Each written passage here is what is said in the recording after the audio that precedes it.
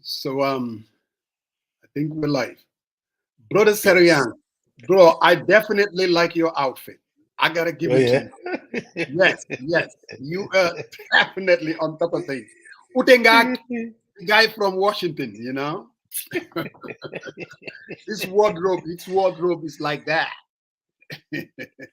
So Musa, are we live? Because I haven't seen it. Really? You see? Yeah, I haven't seen it on the Facebook. Okay, this is the problem. I have it on. Oh, I have it on. I don't know how to do this. I have it on YouTube, Okay. and how do I channel it into Facebook? Your guess is good as mine.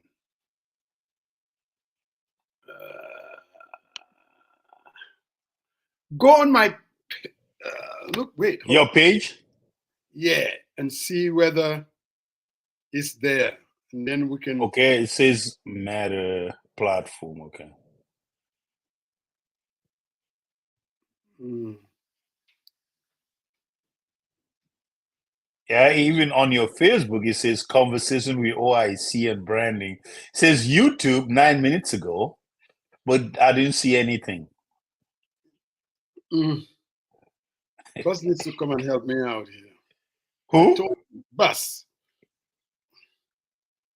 Hold on. Mm. Sorry that I shouldn't have tried this. Mm.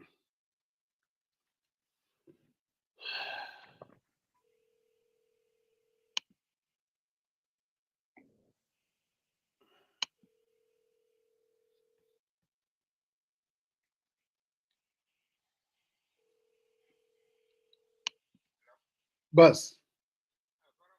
Bro, tell them def something different there. I went through YouTube and now we are not on Facebook.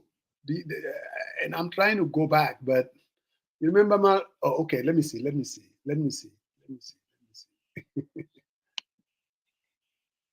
see. Okay? View on Facebook. Okay, hold on. Let me see.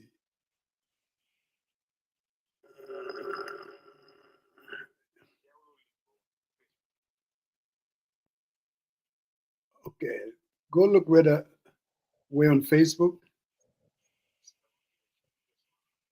I think so now. I think, yep, we are. Oh, we are. Oh, okay. Okay. Yeah. Okay. Okay. Yes, I do believe. Okay, go look whether we're on Facebook.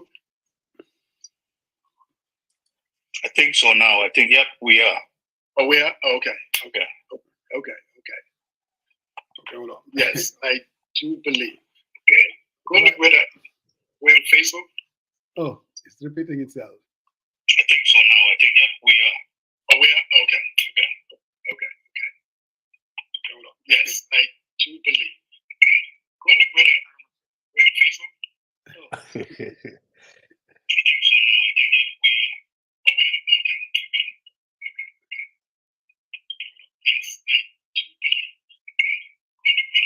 Okay, hold on. Serian, can you hear me?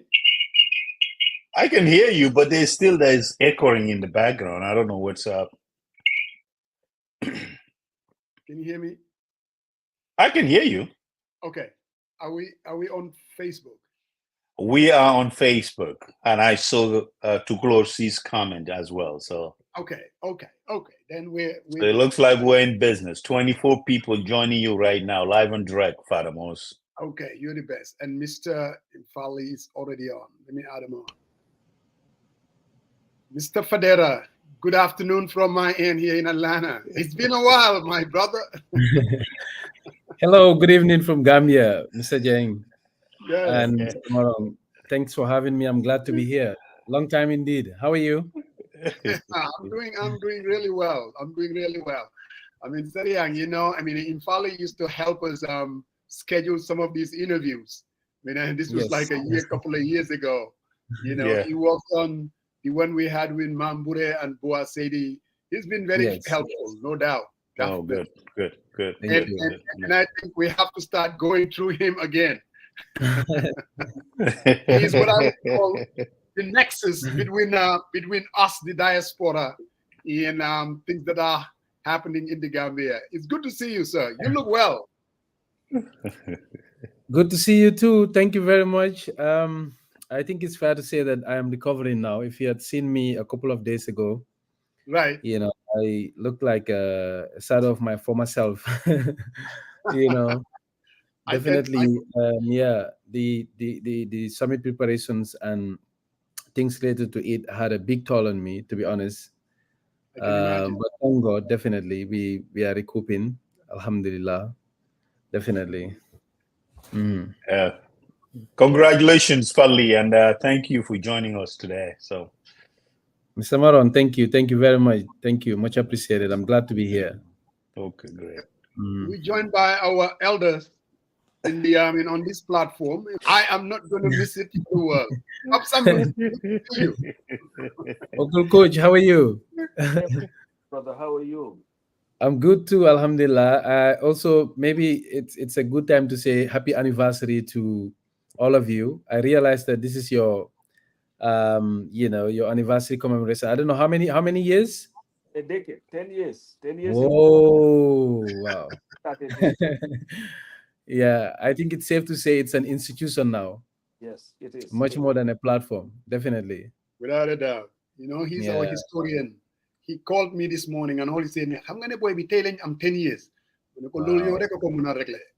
Yeah, that's significant.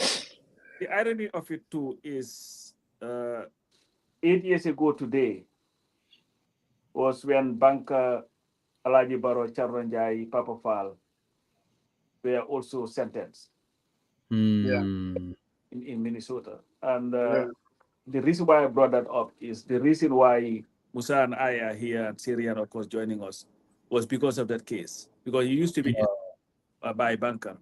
But when that happened, we cannot let this so just die. We have to continue this process, and the rest is history. But thank you and thank you to all those that have been following us for the past 10 years. And I know Musa Jeng owes the UDP people a lot of apologies for all the headaches that he has given you over the past 8 or so years. These are my cousins. We have this relationship. Yeah, but guys, we'll rejoin you soon. Okay. Yeah. So, Brother Sayang, I'll let you. Yes, sir. Like I told you, I was at the Gamo last night. We did a lot of prayers. I hear you. Yes. So Musa, I think as we usually do, today is Mother's Day, and we like to recognize all the mothers and happy Mother's Day to all of them. But also, I would like to highlight our legal correspondent and analyst. Yes. Mr. Sadio Barrow was appointed as first Gambian immigration judge in the United States. And we'd like to congratulate him. And he did his contribution on this platform. He has a very sharp mind, a legal mind. And wish him all the best. And all the graduates, we saw a lot of graduates on Facebook as well. So we'd like to take this opportunity on behalf of for the People by the People team to congratulate all the graduates, Mr. Sadio Barrow, and also, happy Mother's Day to all the mothers. Yes, Sari, and I'm glad you remind me because I want to make sure that I have a nice lunch after this platform. Would like to extend Happy Mother's Day to my wife and all the mothers that are out there. And I see one of our, Avet every Sunday she's here with us, Fatu Kamara. It is Mariama's mom. Happy Mother's Day. She's indeed one of the mothers that are out there in Tukulosi, and I could just go through the names that are out there. Happy Mother's Day to all the followers of this program. And again, like you said, congratulations to Sadio Barrow. Really, Sadio, like we say back home, yal nala jik si daraja yonti Yalla Muhammad, daraja Makkah ak Medina. Definitely, we are all proud as Gambians. And my sister is out there, Nene Frida Gomez. Happy Mother's Day, my girl. Happy Mother's Day. Definitely. So Young, I'll let you. Yes, yes. Thank you very much, Fali. As I said, we appreciate you joining us. And, a lot of people see you on TV and, especially during OIC or before OIC. But would like you to give us a brief intro. Who is Fali and where you came from, your professional background and everything else? Wow. um, well, I don't get to talk a lot about myself, and because of that, it's difficult to do so. But I'll try. But firstly, I want to join you. But maybe just to formally begin by saying happy anniversary to you guys. I know I've mentioned that before, but it feels like we are officially entering, commencing this show. So I would like to begin with that, but also to join you to say happy Mother's Day to all mothers out there, including my beloved wife, currently in Seattle, mother of my kids, and also my own mom, my grandmother, and everyone else that is a mom out there joining us today or elsewhere. And also want to join you to congratulate Mr. Barrow Sajo, a big brother of mine, a good one for that matter, very helpful indeed. I think his new appointment is a moment of pride for all of us, all Gambians indeed. So now coming back to your question, my name is Nfally Fadera. I am a communication practitioner currently working for the Gambia OIC Secretariat as the head of communication and branding. I come from a media background, naturally, radio particularly. I started my radio career, I think about 13, 14 years ago, 2010. I used to do news in Mandinka, started off at Taranga FM radio, worked there for about 2, 3 years. Then the radio got shut down by the previous government, the previous Jammeh regime.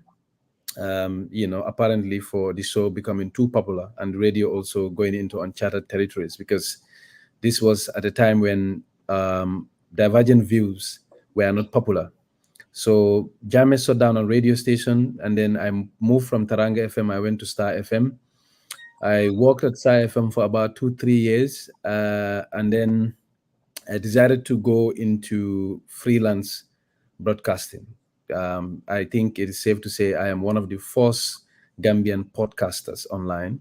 I opened my podcast online on SoundCloud, and then I was doing my news there because I thought there was a huge audience in the diaspora. This was at a time when a lot of Gambians were moving from home to Europe largely, and I thought there will be huge interest in doing news in the local language, targeting the diaspora, the European audience.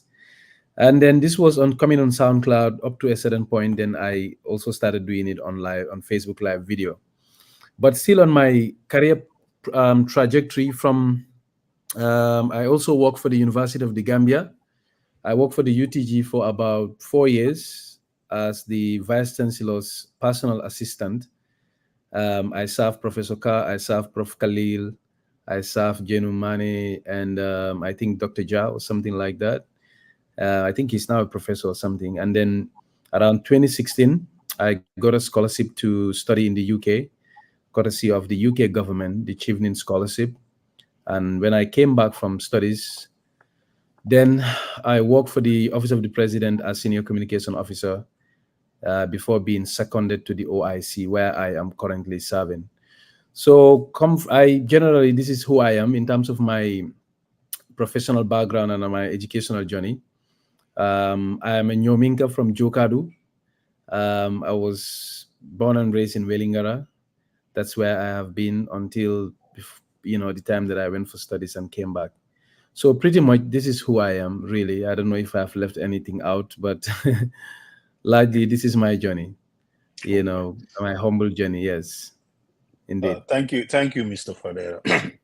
Mr. Fadera, you highlighted your position at OIC. And if you can sort of share with our viewers what is your responsibility, and also the reporting structure, how OIC Secretariat communicate with the Office of the President in setting up leading to this conference. Mm-hmm.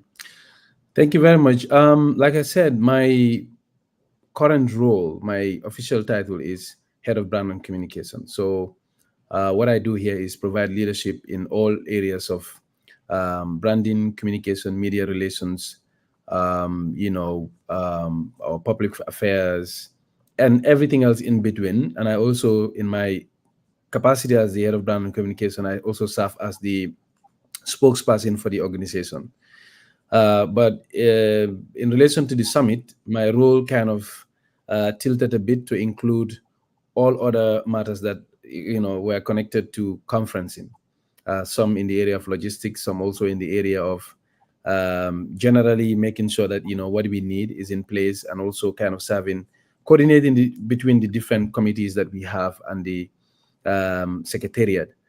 And in terms of the office, the Gambia OIC Secretariat is set up by an act of parliament. We are under the office of the president. We are governed by a board. The chairperson of the board is the president of the republic, and other board members are cabinet ministers that have relevant stake in the OIC summit planning and production, such as the Ministry of Foreign Affairs, Ministry of Finance, Works, etc., etc. I think principally about 8 ministers or so form as part of the original board members of the OIC. But in the end, as we move towards the summit, the scope expanded to include other ministries and other senior officials that are relevant to what we are doing. So in terms of our work, this is who the OIC is, in terms of our structure. But in terms of our mandate is divided principally into 3 fundamental areas. The first one is resource mobilization, and the second one is to coordinate and oversee the implementation of infrastructure projects to bridge the infrastructure deficit of the country in preparation for the summit.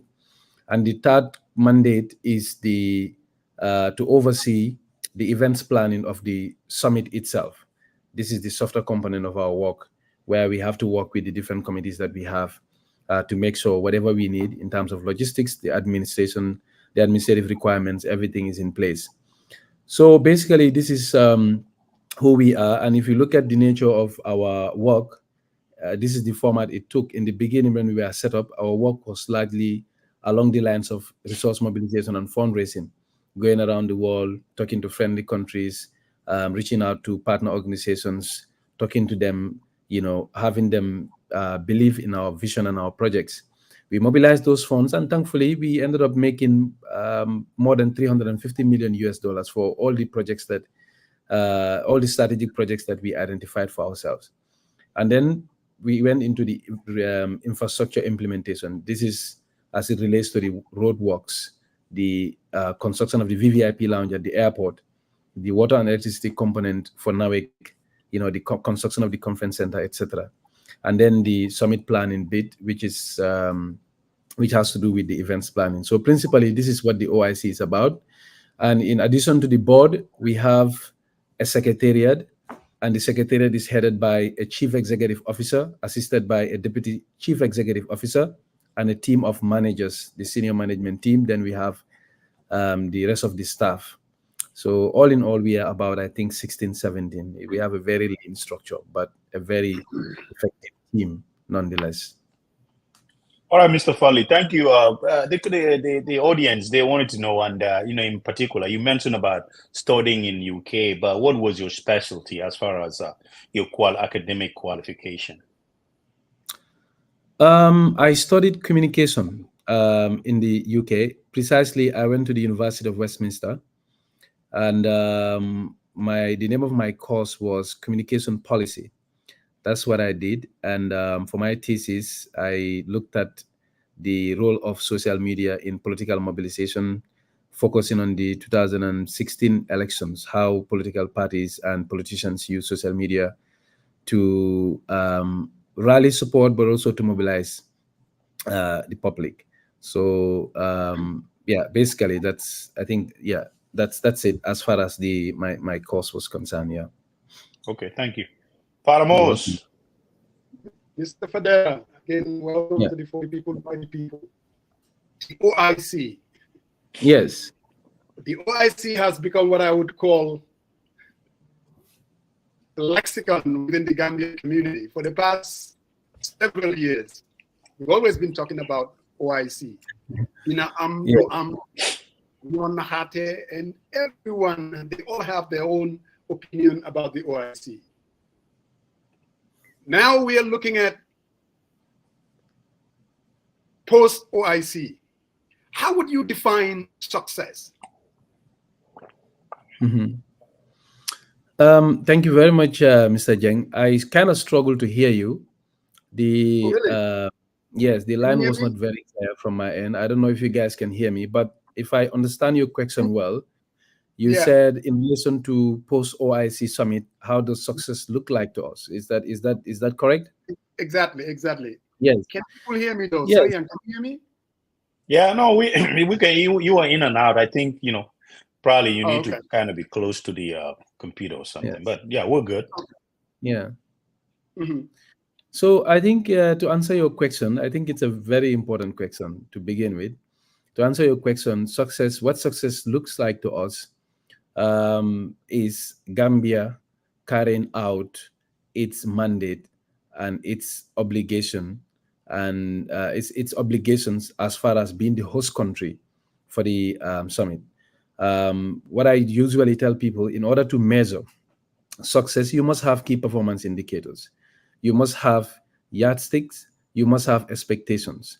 And going into the summit planning, our goal or our responsibility as a host country has largely to do with making sure the needed logistical, administrative, protocol arrangements that are needed for a successful event are in place. And if we look back on what we have done, we look back on our performance with great satisfaction.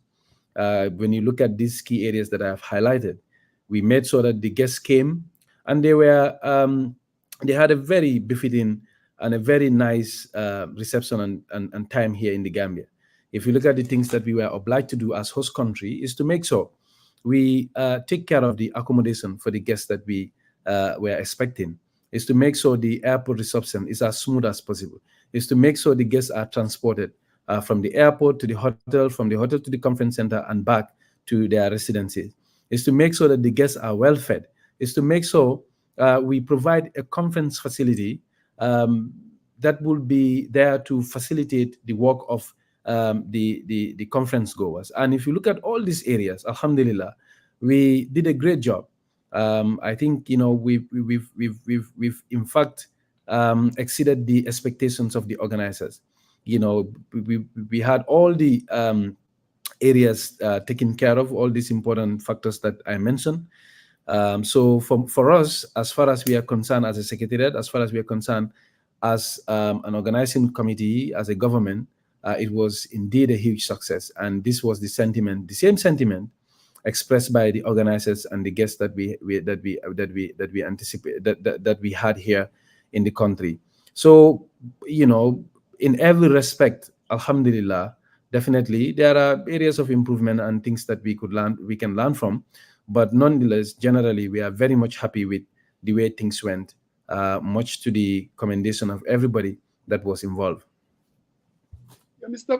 Fadera, in your response to Sarian, you talked about the mobilization of $350 million. Mm-hmm. That's a lot of money. To It an average is. Gambian, Mm-hmm. they're like, I have a government that went out there and mobilized $350 million for an Mm-hmm. event. And the average Gambian in Japan or in Kayaf would say, what's in it for me? What do I have to Mm-hmm. show for it? What would you tell them? Is it Mm-hmm. really worth it to spend $350 million to an average Gambian? 80% poverty all over the place? Mm-hmm. What's in it That's for them? yes, that's a very important question. I think $350 million, if you ask me, is money well spent, because this $350 million went into projects that would improve and impact significantly lives and livelihoods in this country beyond the hosting of the summit. So what I usually tell people is that if you look at the nature of all these projects that we've been working on, they are such that they are legacy projects. The benefit and the impact of these projects will transcend the hosting of the summit. The summit, give and take, was less than 10 days in terms of all the preparations, the arrivals, the meetings, etc., up to the point of departure. It was not more than 10 days.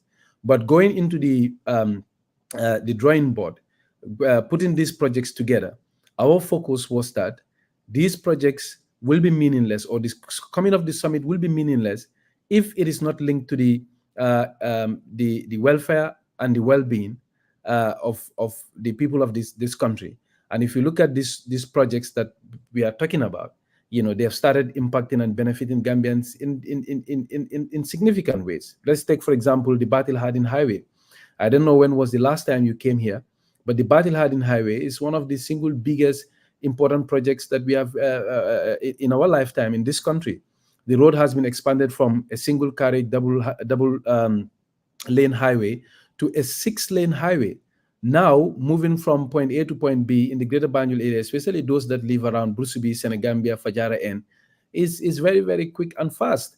I moved from where I lived in Brusubi to my office here to be able to have this interview in less than 10 minutes.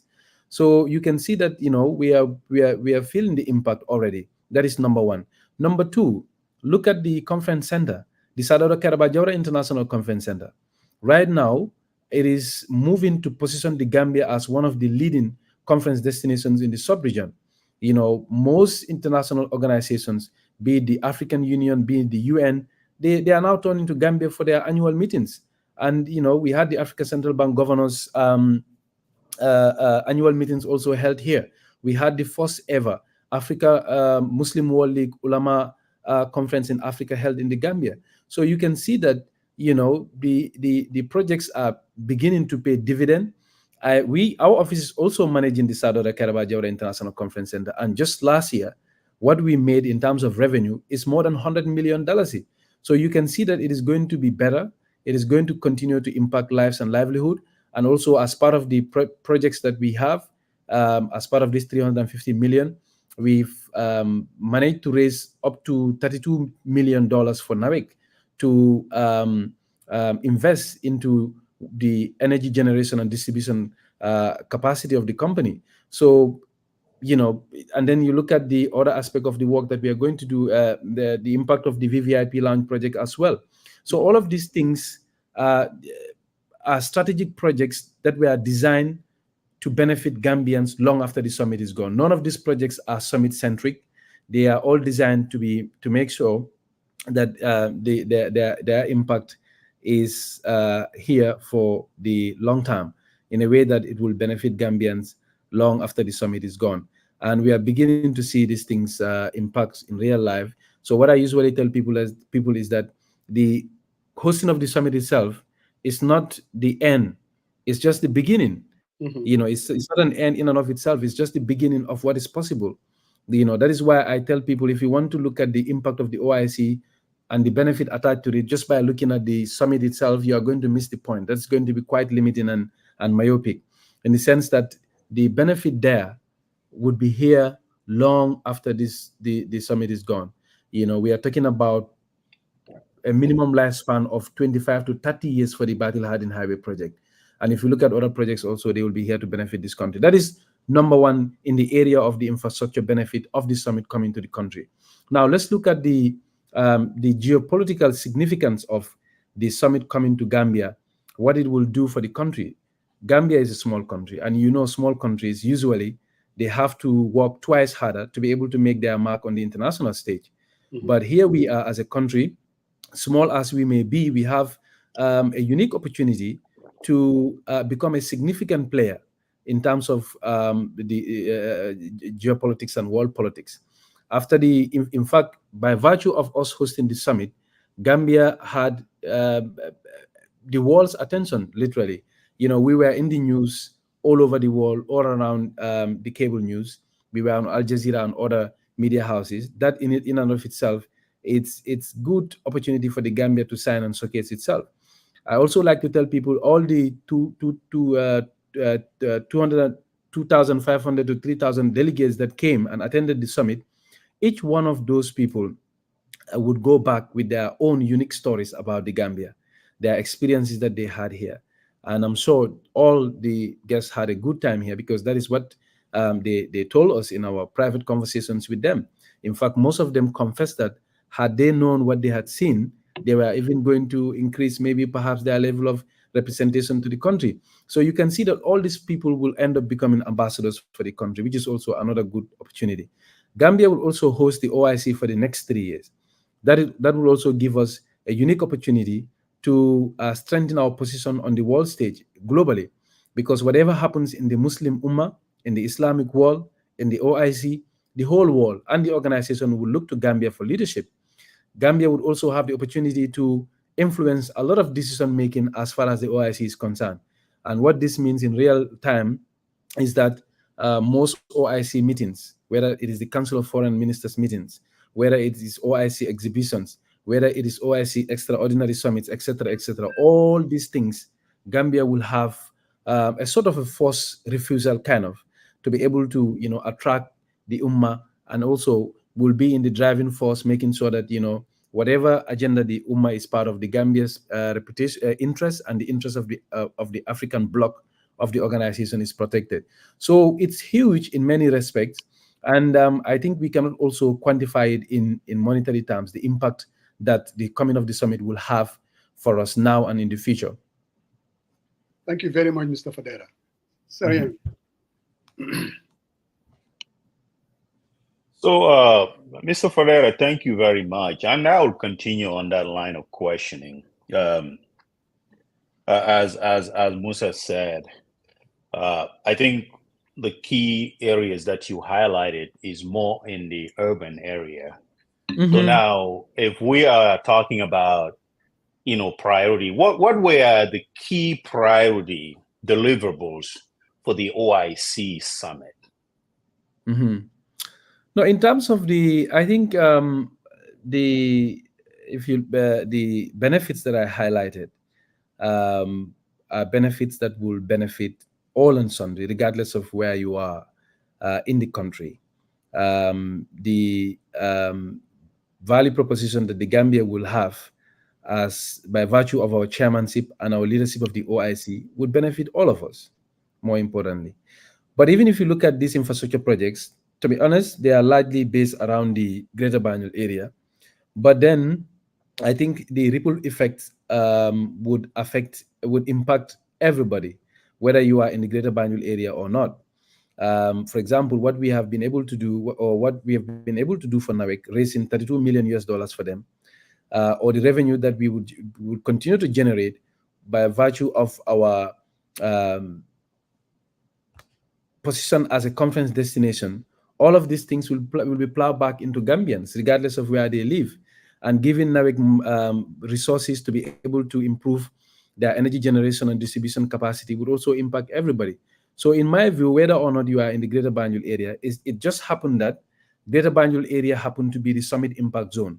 And we needed to make sure that the summit impact zone is in a situation, it's in a situation where the summit can come and get facilitated to be able to do their summit as smoothly as possible. But in my view, the impact of the summit would impact and benefit all of us, whether you are here in the Greater Banjul area or elsewhere in the country. All right, thank you. So in terms of the economic impact, so say, people with small business, vendors, women-owned businesses, how do you guys go about in terms of, because there were a lot of items that needs to be set up for the event to be successful. How do you go about selecting, if per se, Gambian-owned businesses? How many would you say, even on a high level, benefited from such a summit? Yeah. No, in fact, Mr. Marong, I think that's a very good question because I almost forgot about the direct benefits that Gambian companies had as part of our preparations. Maybe I should take a step back before even coming to the summit preparation itself and how it contributed to our local economy more directly. Let's look at the infrastructure projects that we even roll out in preparation for this summit. Most of these projects, in fact, all of them, um, we require Gambian partnership. We require local content, even contracts where we knew Gambian companies did not have the capacity to carry out. And by virtue of that, we were forced to recruit international companies to carry out, for example, the widening of the Batil Hadin Highway, given to the 50-kilometer project and the Nawek project. These are all projects that we require those companies to partner with Gambians in order to be able to carry them out. So you can see that most of the projects that we were able to roll out in preparation of the summit, we require those international companies to partner with Gambian companies. The reason being that we want knowledge transfer. We want our companies to be able to have a track record that they can ride on, to be able to have contracts of this nature, either here in the future or elsewhere in the sub-region, and also to have some, some of the funds also retained in the country. That is one of the things that we did with almost most of the projects that we oversaw, including the road projects, the water and electricity project that we've issued to NAWIC, the airport lounge project, etc., etc. So away from the infrastructure projects, now to the summit planning itself. All the companies that we work with, all the companies that were responsible for the logistics, the tents that were mounted, it was a Gambian company. The company that we hired to ensure that the conference center is renovated and painted, a Gambian company. The company that was responsible for the industrial cleaning of the conference center was a Gambian company. The company that did the uniforms for the army and the security services, the asobis for the protocol officers, the drivers, etc. Even the company that we hired to be able to buy some security apparatuses for our security services in preparation for the summit, all of these companies, so virtually 90 to 95% of the companies that were involved in the summit planning, in the events planning of the summit, were all Gambian companies. And these are all companies that benefited in a very significant way. And even if you look at the way that we handle the issue of accommodation, the accommodation situation was handled in such a way that the players were diverse. Not only did we work with hotel owners, but we also work with apartment owners, and some residents and private residential villas in the country. So you can see that local companies benefited significantly in our preparations for the summit. Thank you. Faramos, go ahead. Mr. Fadera, you have your critics, and these are Gambians that are also very patriotic. They would like to see something and be proud of it. Yeah. They do believe for $350 million, whatever reason, they believe that our country was not ready for something like this. Whether you're looking at the infrastructure, up to the last minute, lines were being drawn on the highway. Up to the last minute, housing was a problem. Up to the last minute, transportation was a problem. Were you guys ready? Did you underestimate it? Are you telling us that the timeline, everything that you guys projected that it would happen in 2024, you guys were able to get it done? Were you guys really ready? Or did you just scramble in the last minute to make sure that you get it done? What do you say to that? Yeah, I think it's fair to say that all the projects that we earmarked for the summit were not completed 100% in time before the summit, but nonetheless, some were completed. But I think in spite of that, what is most important is we were able to deliver on all the logistical requirements that we set ourselves, all the logistical obligations that we had, even though the issue of the accommodation was being sorted all the way through to the end. At the end of the day, what matters is that all the guests were accommodated and were accommodated in befitting facilities. the issue of the highway. It is still being constructed. Never did we anticipate the Badil Hardin highway to be completed 100% before the summit. In fact, that is why originally we had the project divided into phases. So phase one was supposed to cover all the way to the Senegambia area, such that once the summit is upon us, wherever we stop with the construction, wherever the summit finds us, we will just stop there, do the summit, and afterwards we continue. But to our surprise, the contractors of the Badil Hardin Highway did a fantastic job. They were able to cover, more grounds than we had hoped. In fact, now as I speak to you, they are now laying the asphalt all the way to the finishing point at Sincona. So I think the most important thing is we ended up prevailing. We ended up finding solutions. What ended up happening, we had a lot of delays, to be fair, but all those delays also were not our making directly. Correct. But the most important thing here is that, going by the adage, when life throws lemons at you, you make lemonade out of it. So we had this challenge. We had to be innovative. We had to rise to it, and that is what we did. Even though some of the solutions. Yeah, I think we just lost Nfally. Hopefully, he'll be coming back soon. Yeah, there he is.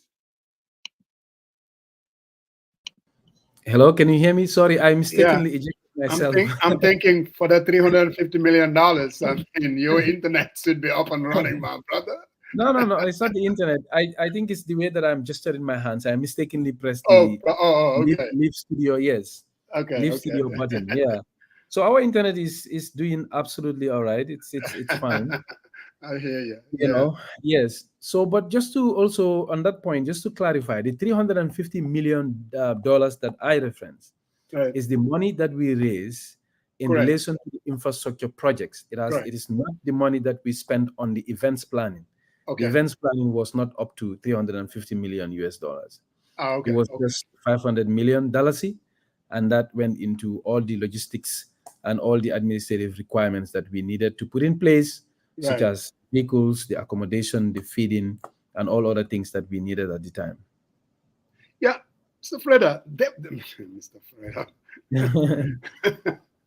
In fact, there were a couple of things that were out there that maybe needs clarification.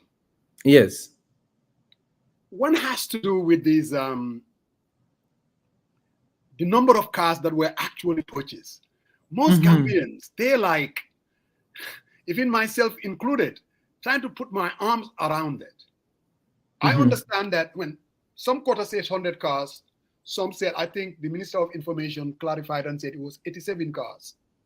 And the money that people are throwing out there on social media, that the cars cost $12 million, which is almost $185,000. And I'm like, are you really? Seriously? Is there any way that you can set light on that particular issue? Because people are out there grappling, saying that this is the kind of wastage we're talking about. How, in God's name, can you buy a single vehicle, whatever the vehicle is, for $185,000? Even the supporters of the OIC are grappling with that. Can you help us with answers? In relation to the vehicles you mentioned, I cannot specifically and authoritatively talk about that subject matter because the procurement of those vehicles took place under the auspices of the Ministry of Finance. So our office was not in any way involved in the purchase and the procurement of those vehicles. So I do not know how much the vehicles cost and how much money and how it was procured. But what I do know is that by virtue of the obligation on us as a host country, we were required to provide transportation facilities for the guests that we expect. And as part of that expectation also, we needed to provide vehicles that match in luxury to the status of the guests that we were expecting. So that is what compelled the government of the Gambia to go into, a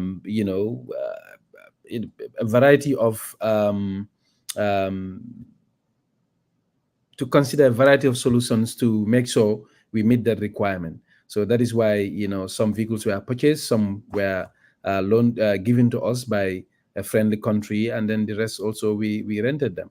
So to come back to your question more directly, I do not have the competence to address the subject matter of the vehicles that were purchased and the cost involved, because our office was not involved, and I am not privy to, the relevant information regarding how they were purchased. Yeah, I want to just press a little bit. I understand you mentioned that, I mean, and then most reasonable people, if you are inviting guests to your house, you want to make sure that they have expectations, but they also understand the place that they were coming to, that Gambia is an extremely poor country. And whatever the expectations are, whatever kind of vehicles we're going to go out there and purchase, whether it's the emir or somebody coming from Saudi Arabia, we will never be able to impress them. And could we have just said, look, we are a poor country. Ooh, what happened? Can you hear me? Loud and clear. Yeah, I think I just went out there for a minute. That we are a poor country, and we're going to provide transportation to the best of our ability. Yeah. Could that have been a consideration? Yeah. And not necessarily to go out of limb to give them what we think their expectations are. Sorry, I just get distracted a little bit. Yeah. Go ahead.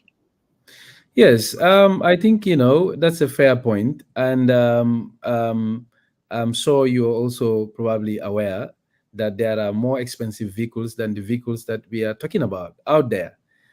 So in my view, this is, as far as our own assessment, befitting vehicles, good enough to be able to ferry and transport the guests that we anticipated.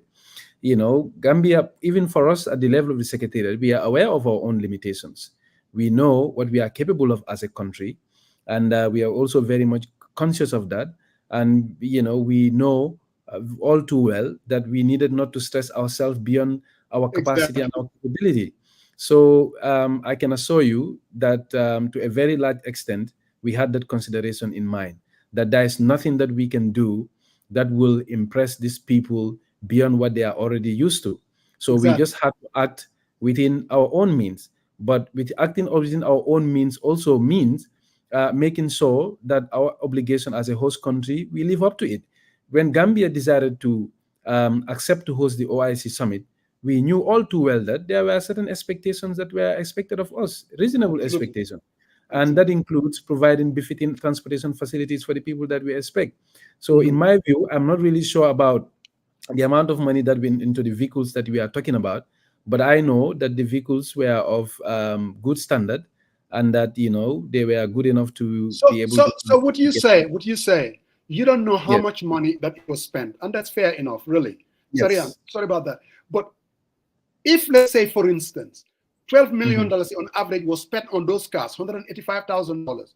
You as Fadera, does that make sense to you? I mean, I'm just putting it out to you. Like, there are people that are out there and they're kind of trying to grapple with this issue.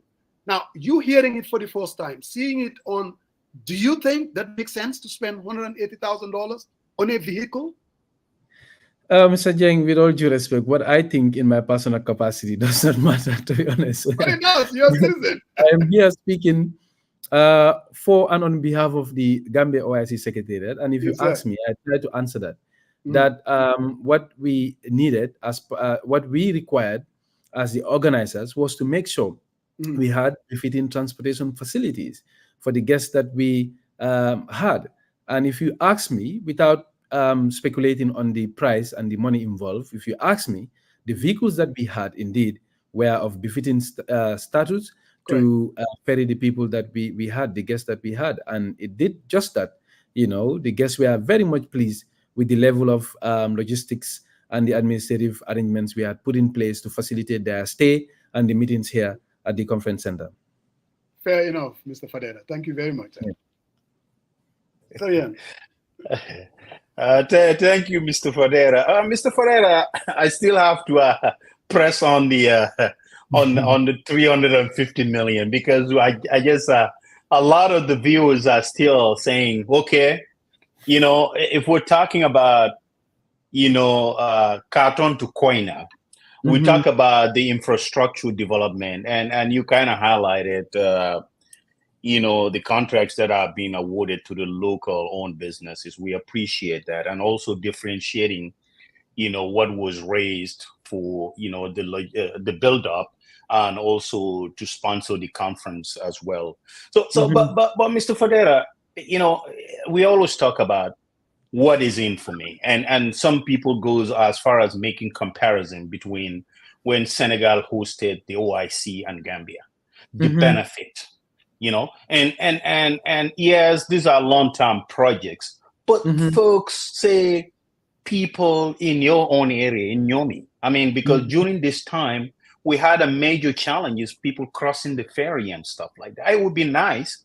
I mean, I think the primary area is, the people who are able to come out there and sell their goods and showcase what the Gambia is all about, and also forge partnership, a long-term partners. I mean, in terms of economy, in terms of security and all that. These are negotiations that you can get a lot out of it. So my question to you is, what do you think was the pitfall? How come this has not, because I saw some of your partners who were part of the OIC before say, this is supposed to be a nationwide impact. Everybody should be talking about it one way or the other. But you feel like some people will say, hey, I didn't feel that I mean, it was one-sided, and the people who need to feel, and I want you to set the record straight. This is not, I don't have an opinion one way or the other, but you're the expert. Can you lay us out how you can say, besides the infrastructure, what has it benefit folks from rural Gambia, the Combos, and elsewhere? No, but Mr. Marong, I think I attempted to answer that earlier on when I was looking more generally at the benefit of the summit coming to this country. Like I said, I think in terms of visibility, in terms of the impact of the summit, I think it is fair to say everybody in the country here definitely knew that something was happening, something unprecedented was happening. We endeavored to make sure everybody, regardless of where you are in the country and regardless of our linguistic identities, everybody participated in equal measure in the summit. We had a lot of public engagement activities geared towards that. We had a lot of quite a good number of our media public engagement activities were aimed at making sure the public is part of it, and they felt that this requires the participation of all of us, and to a very large extent we achieved that. But in terms of the impact, I think, like I said, the coming of the summit in and of itself is not the end.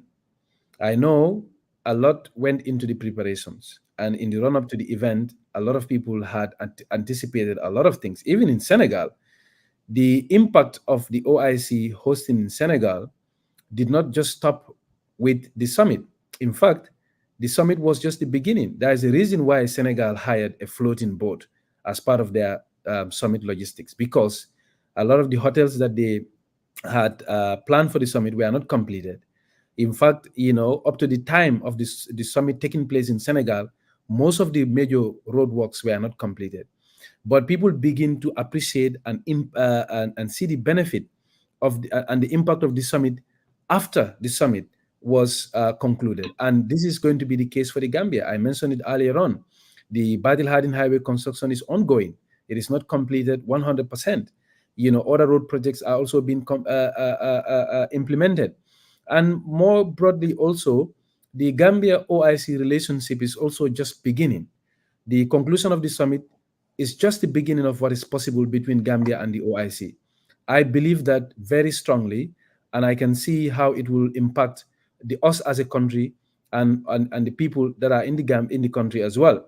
I am aware that there are efforts to ensure that our chairmanship would have huge dividend for us, or huge impact or benefit for us as a country.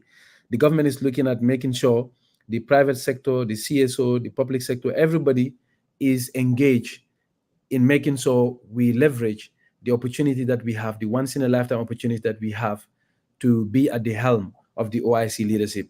So to answer you more directly, people would begin to, even though some of the immediate benefit and the impact is being felt, but people will begin to appreciate the summit and our involvement with the OIC, the leadership, the chairmanship, and all those things.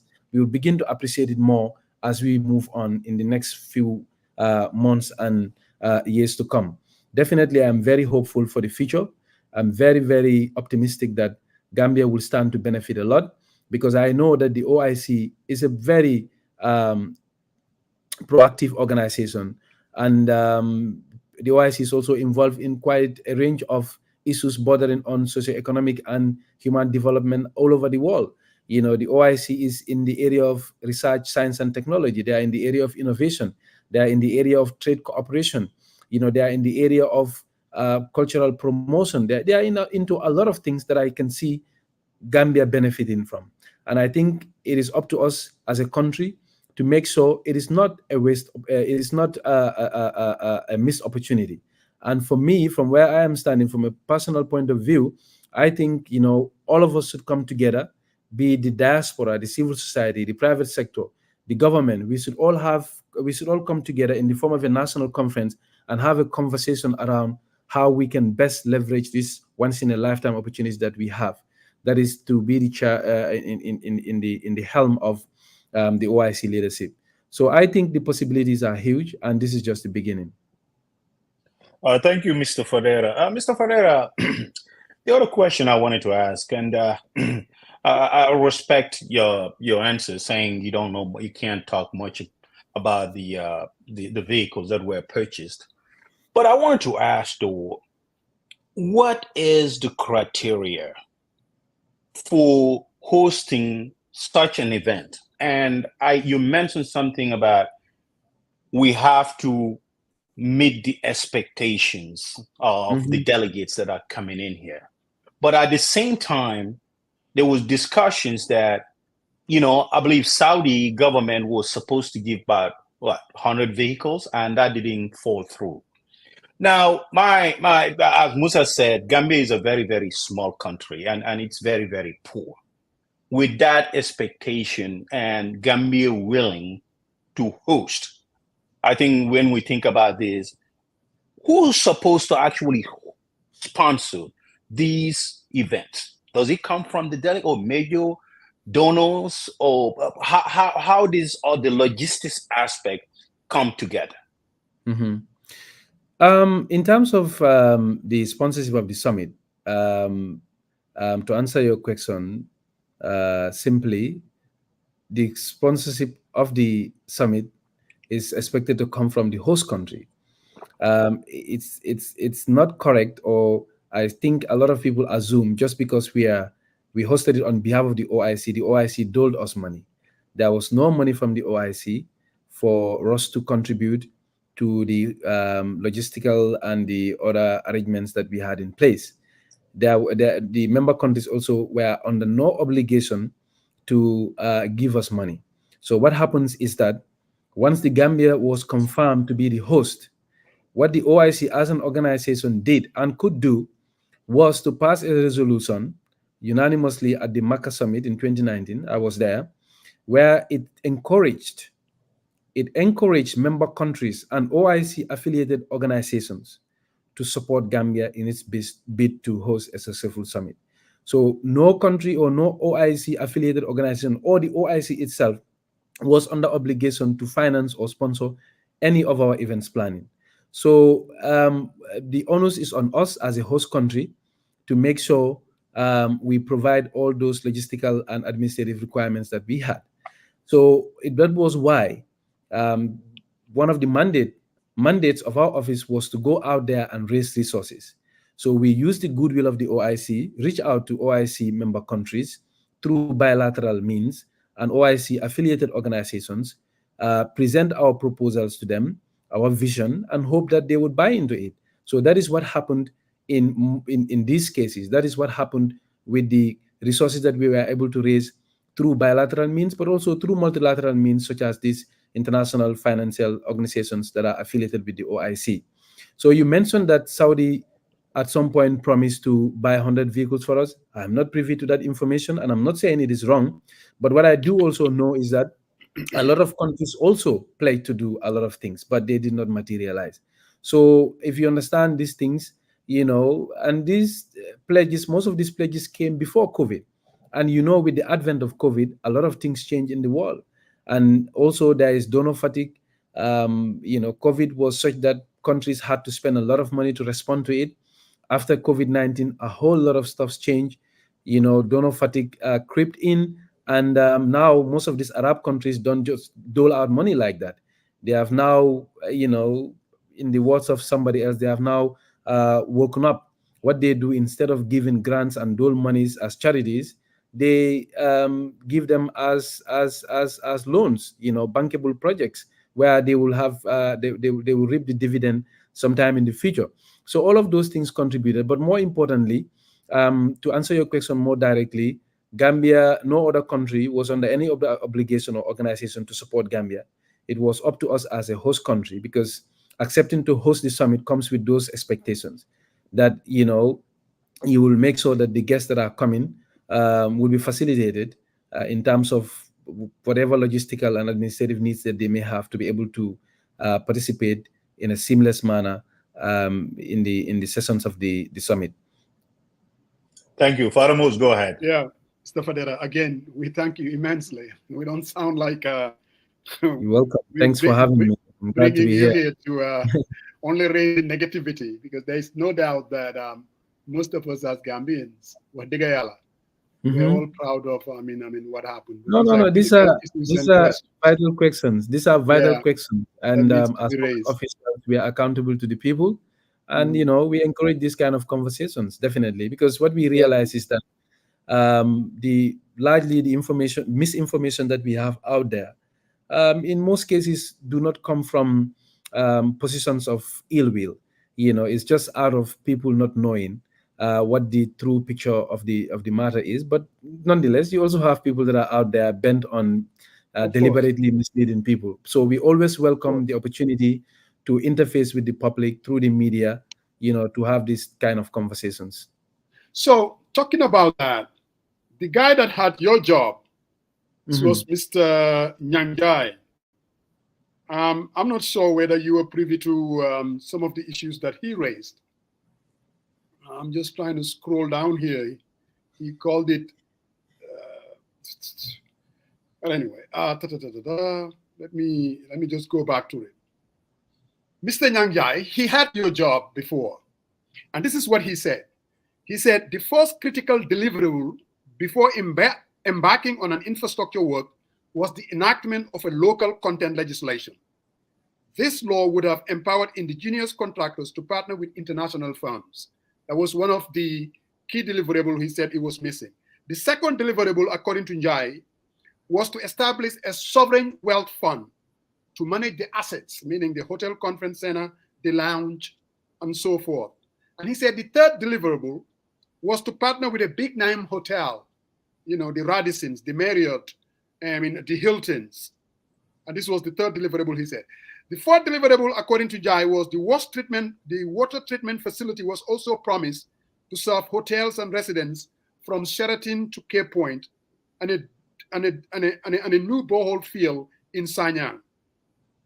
And then he went on. 110 vehicles were also solicited from the Saudis to assist in the movement of delegates, as it was the responsibility of the host nation to provide a minimum of 3 cars per delegation, which has something to do with the question that my colleague asked. And he then went on, Gambians in all sectors, he calls it the economic dividends, that the locals were supposed to benefit from it, but it looks like most of it went to foreigners, according to Yai. And then he talked about a web portal was to be built to offer a two-way service. Again, I'm not sure whether you're privy to, he talked about the enactment of a local content legislation. He talked about establishment of a sovereign wealth fund. Partnering with big name hotels. He talked about water treatment facility. He talked about economic dividend and a web portal. If these were the big deliverables for the OIC, one looking at it would say, I don't know whether I would call this a success. What say you? Um, First of all, I want to disagree completely with his assessment that the benefit of this OIC project went to foreign companies. In fact, I said in earlier on that 90 to 95% of the contracts that were awarded as part of the events planning in preparation for the summit went to Gambian companies.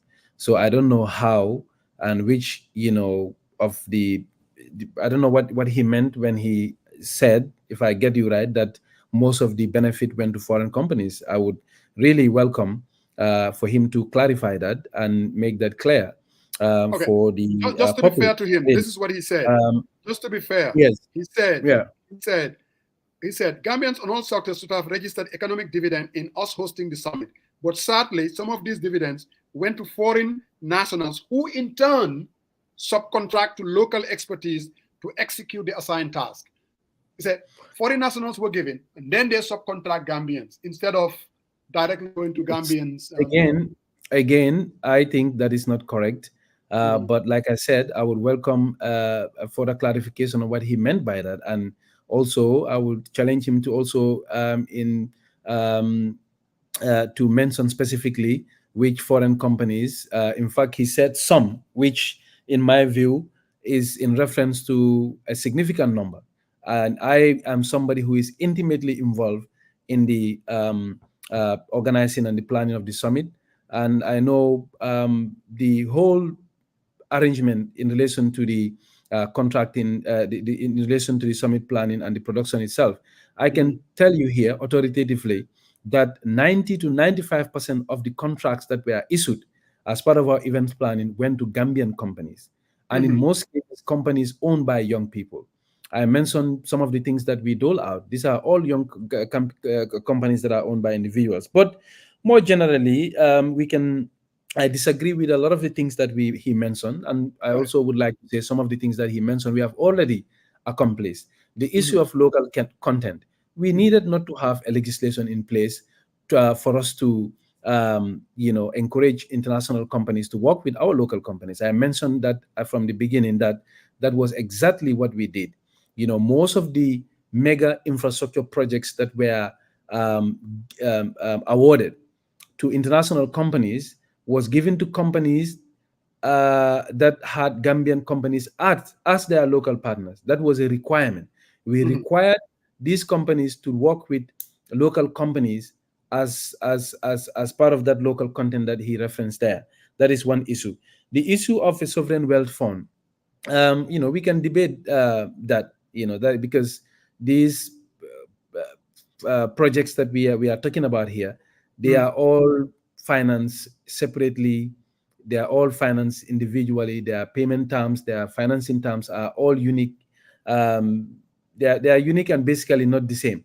So I am not really sure about that. How we can have a sovereign wealth fund. I think it may be a good idea, but like I said, it's also something that may be up for consideration. But Okay. I know that most of these companies are funded separately. Their financing terms are also very much different. So I'm not really sure about having a sovereign wealth fund to be able to manage all of them under one umbrella. The issue of branded hotels, I Yes. guess that's what we had anticipated to do with Mhm. the concession agreement that we signed with a private investor to construct and establish the Radisson Blue hotel that we all know about. So it just happened that the hotel could not materialize in time for the summit, but definitely we had moved in that direction.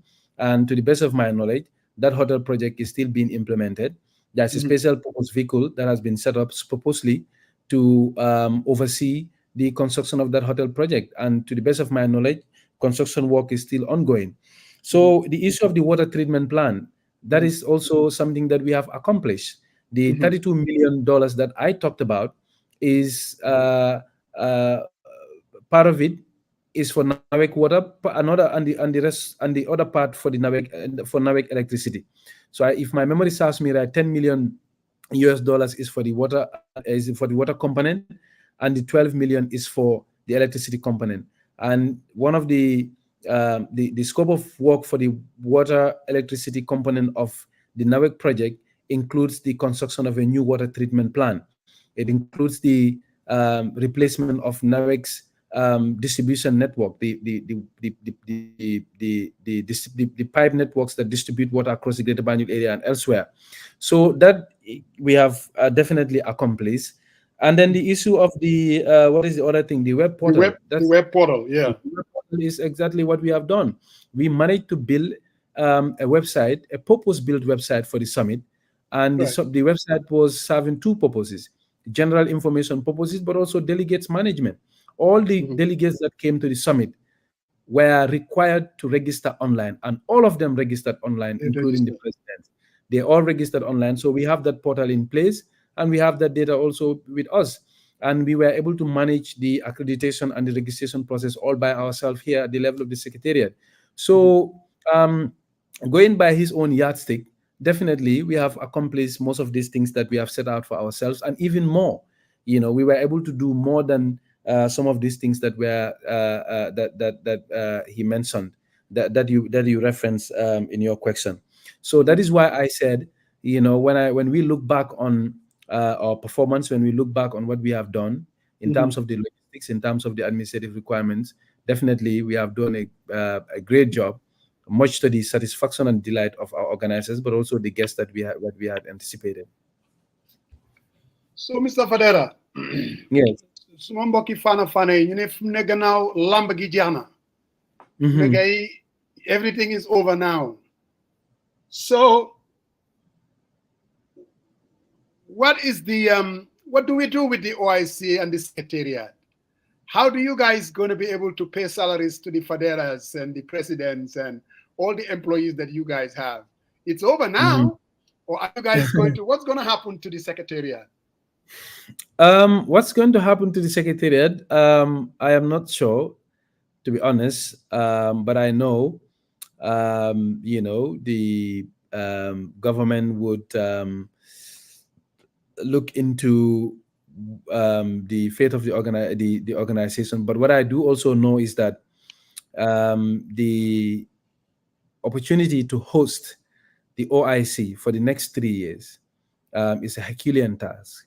Yes. But it's also a good opportunity for our country, just like I mentioned earlier on. And that being the case, I think the hosting opportunity that we have, or the opportunity that we have to be at the helm of the OIC for the next 3 years, is something that requires delicate management. And it's something that requires dedicated attention from the government. If not, it might be another missed opportunity for the country. So in my view, the Secretariat is well positioned to be able to support the president as it carries out its mandate of chairing the organization. And the Secretariat is also well positioned to be able to lead the national endeavor in that direction, to make sure our national resources, to make sure our institutions, to make sure our organizations are, you know, positioned in a manner that they can leverage on this opportunity that we have as a country. So I'm sure as we move to the next months and weeks to come, we will have clarity in terms of where the organization is going to head. But I know already the organization is doing a fantastic job, and that the government has a great deal of trust in the organization. We are, just like I said, we are managing the Sadara Kairaba Jawara International Conference Center. And also shortly before the summit, the VVIP lounge management has been entrusted in our hands. So my view is that the Secretariat will be very crucial and instrumental in pushing the conference destination agenda of the country. We have the capacity, we have the competence, and we have the resources with us to be able to push that, to make sure that the Gambia becomes a leader in the sub-region, in the area of conferences and meetings. Sorry. So how many people do you have hired at the Secretariat? And do you have any idea in months to come, where is your salary coming from? To pay your salaries and operating expenses? Or are you hoping that government would be giving you guys subvention to take care of these salaries and other operating expenses? Yeah, our office is it's a very lean office in terms of structure and human resources. Mhm. We are less than 20. In fact, if you remove the auxiliary staff, we are about 15 or 16 or so, but a very effective team nonetheless. If you can appreciate the magnitude of work that went into the planning, the organizing, and the production of the summit, it's quite huge. And to think that a team of that number was able to chaperone it and spearhead it, it's quite remarkable, definitely. But I do know that the team is also committed. Right. We have been driven and motivated by the fact that we know at the end of the day what was at stake is the reputation of our country. It was a make or break moment for us. That was our single biggest motivating factor, and that was enough to encourage us to be steadfast in pursuing our goals of making sure we deliver a successful summit. And that's exactly what we have done. So in terms of the operational costs, we are funded by the government of Saudi.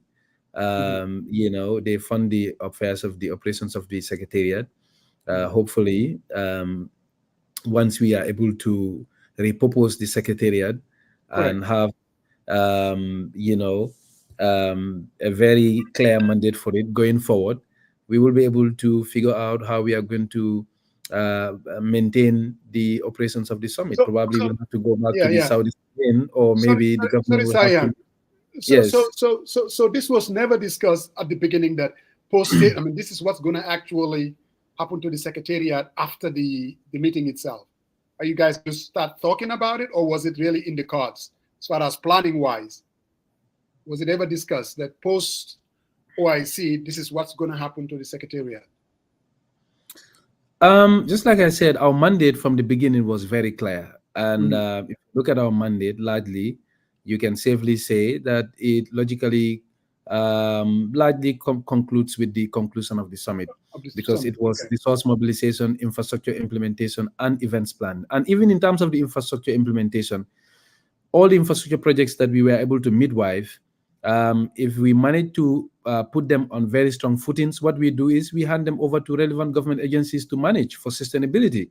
Like the road projects, we raise the funds and then we facilitated the whole process. But at the end of the day, what we did was to hand over the road projects to NRA.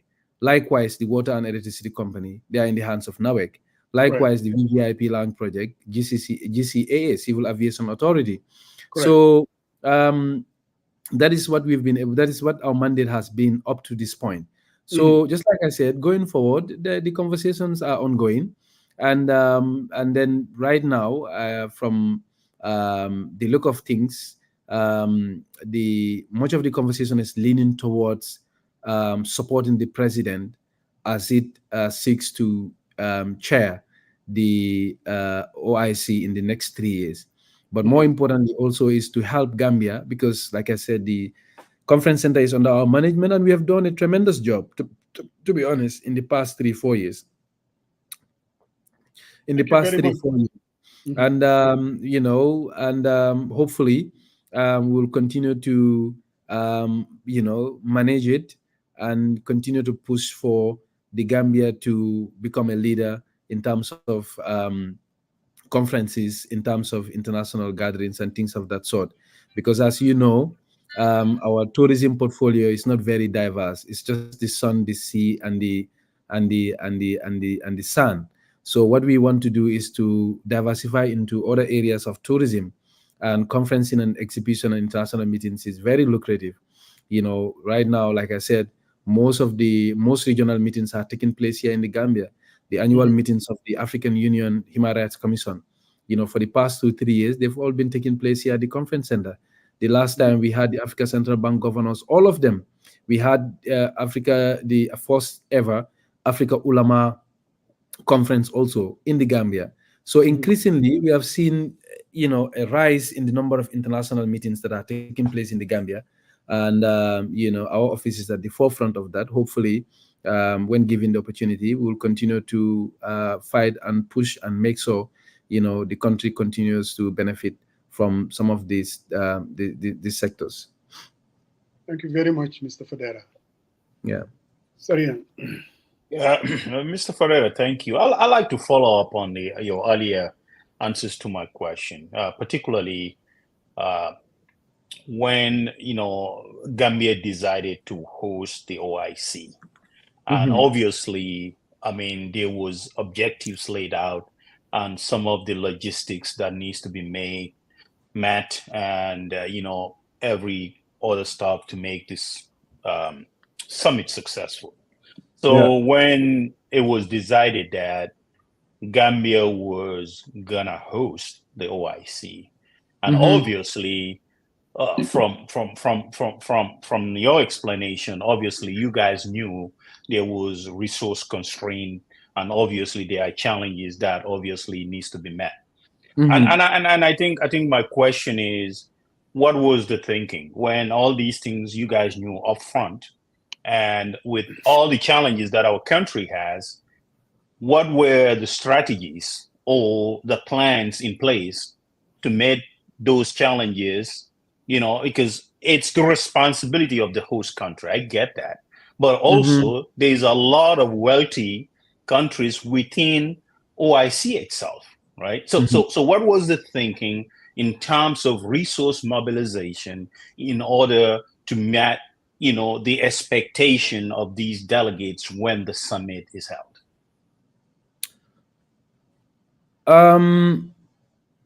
Can you kindly repeat the last part of your question, please? I kind of missed it. Oh, okay. No. I said, what was the plan or strategy, the planning? Yes. When you guys knew all, the logistics planning, all the things put together to make the summit successful. What was the thinking and the strategy in place to ensure that you guys execute a successful, summit? Yeah. Thank you very much, Mr. Marong. In fact, I know I mentioned that we ended up being able to raise about 350 million, but the original goal of the resource mobilization drive was $1 billion. That was the goal that was set out for ourselves, for the organization when it set out. But as you know, it is not easy to, access funds nowadays with donor fatigue all over the world, with crisis all around the world. So it is not easy like that.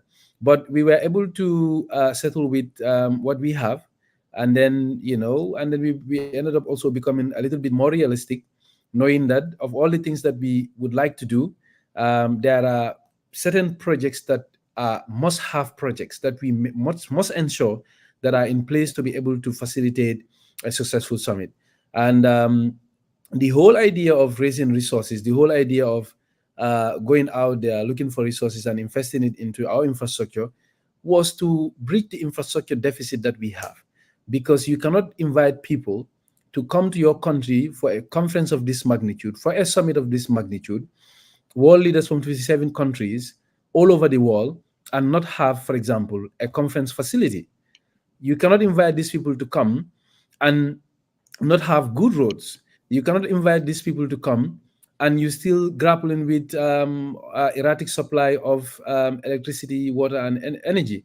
You cannot invite these people to come when you do not have the right infrastructure at the airport, which is supposed to be the first point of call for any visitor in any country. So these were the issues that inform our decision to, to concretize all the wishes we had from the beginning to fundamentally 5 or 6 principal projects, strategic projects that we know would ensure that we are able to host a very successful summit. So this is what informed these key strategic projects, and this is what also informed our resource mobilization. That is why when we went out there, we did our best to ensure that we convinced the donors, and thankfully most of them were they bought into our vision and they committed money to the projects that we have earmarked for the summit. And I must at this juncture also commend the government of the Gambia for also participating as one of the financiers of some of these projects, at least one of them, which is the Battle Hardin Highway project. In fact, the Gambia government is one of the biggest contributors to the financing of the Battle Hardened Highway project. Most people don't know that. But at the same time, just like I said, we knew that, these projects that we have set out for ourselves were essential in ensuring that we have a successful summit. That is why, we pursued those projects.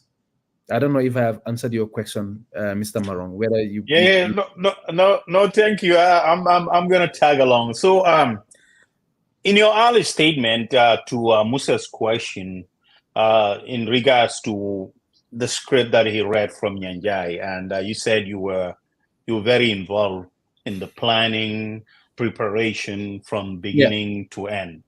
Now, my question to you is, knowing the logistics constraint in terms of, especially for the vehicle. So for the pod, during your planning, how many vehicles did you guys anticipate would be needed for this, effective execution of transportation of the delegates from point A to point B? Our original plan, well, not original anymore, but Mr. Njai that you mentioned said the original plan was 100 vehicles, but I can tell you that we use more than 100 vehicles for the summit. The entire vehicle fleet was 350 vehicles that went into the organizing and the production of the summit itself. So 350 vehicles, 100 vehicles from Mauritania. The Mauritanian government was, gracious enough to loan us those vehicles for free.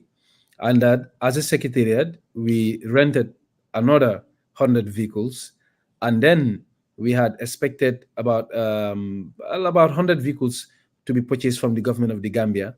And then the other 50, from the best of my knowledge, it was commandeered from the pre-existing government fleet that we have in the country. So all in all, 350 vehicles were used as part of our operations, as part of the summit transportation operations for the summit. Okay, so my follow-up, sorry, my follow-up question is, since you were involved in the planning and execution, and you were able to highlight the numbers needed, my question to you is, and I know you say you don't want to answer this, but why were the vehicles purchased, and is it true? And I'm going to press this because I think, what was the thinking? I mean, if you supplement from the existing government fleet, you had 100 from Mauritania, and I don't know where else you said, but was it more effective, cost effective wise, was there any thinking of renting vehicles from the local dealership? Because I on that Baton Highway, Baton Highway, there was a couple of dealerships out there. Was there any thinking in terms of suppressing the cost?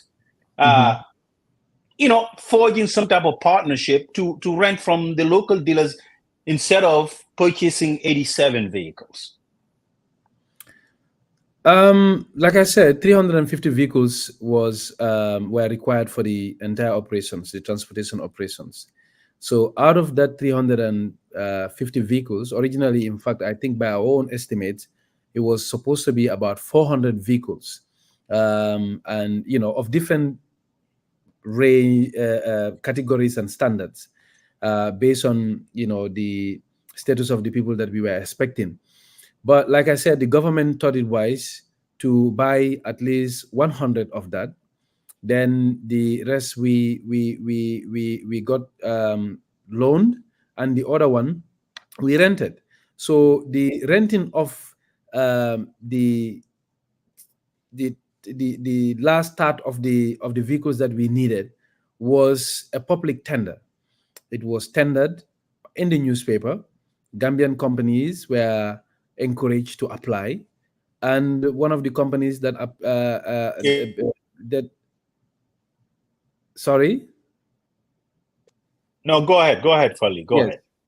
To answer your question more directly, what I was saying is we had the tender published publicly, and companies were encouraged to apply and help provide the vehicle need that we have at the time. And companies that responded were the companies that we ended up working with. But more directly, also the companies, the car dealerships that we have in the country, most of them do not have the required standard of cars that we were looking for. As you know, in diplomacy and in events like this, what you give country A is what you have to give country B in terms of uniformity. You have to make sure, if you give all the foreign ministers, for example, a Mercedes S class, you have to make sure that all the foreign ministers have that. Or even if they are going to have a different car brand, but the luxury has to be equal in terms of the standard. So I don't think in country our car dealerships have that capacity to be able to provide that sort of requirement. But more importantly, and more directly to your point, our request for cars was a public tender. We published it on the newspaper. We invited Gambian companies to participate, and the companies that participated in the process were the ones that we vetted and considered. And the company that ended up winning it was adjudged to be the most responsive, and we gave them the contract. That was how it was done. All right, thank you, Mr. Fadera. Yeah. Musa, go ahead, please. Yeah, so Mr. Fadera, I'm sure we're down to the last. I'll ask my last question, and Sariang, if you have any other question, then we would let Mr. Fadera go, because definitely, like he said, for the past month or so, he must have been extremely busy and stressful. The man needs his rest. Mr. Fadera, couple of things though.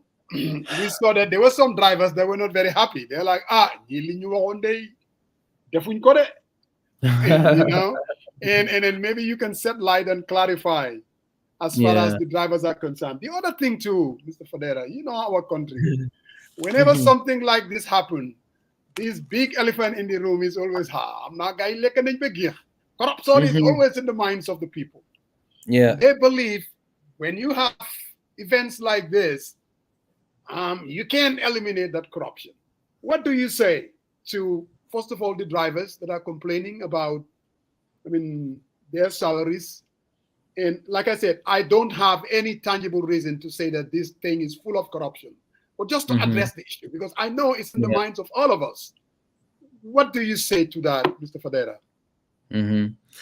Well, the issue of the drivers, I'll begin by saying the drivers have been paid. They've been paid, each one of them, $8,000.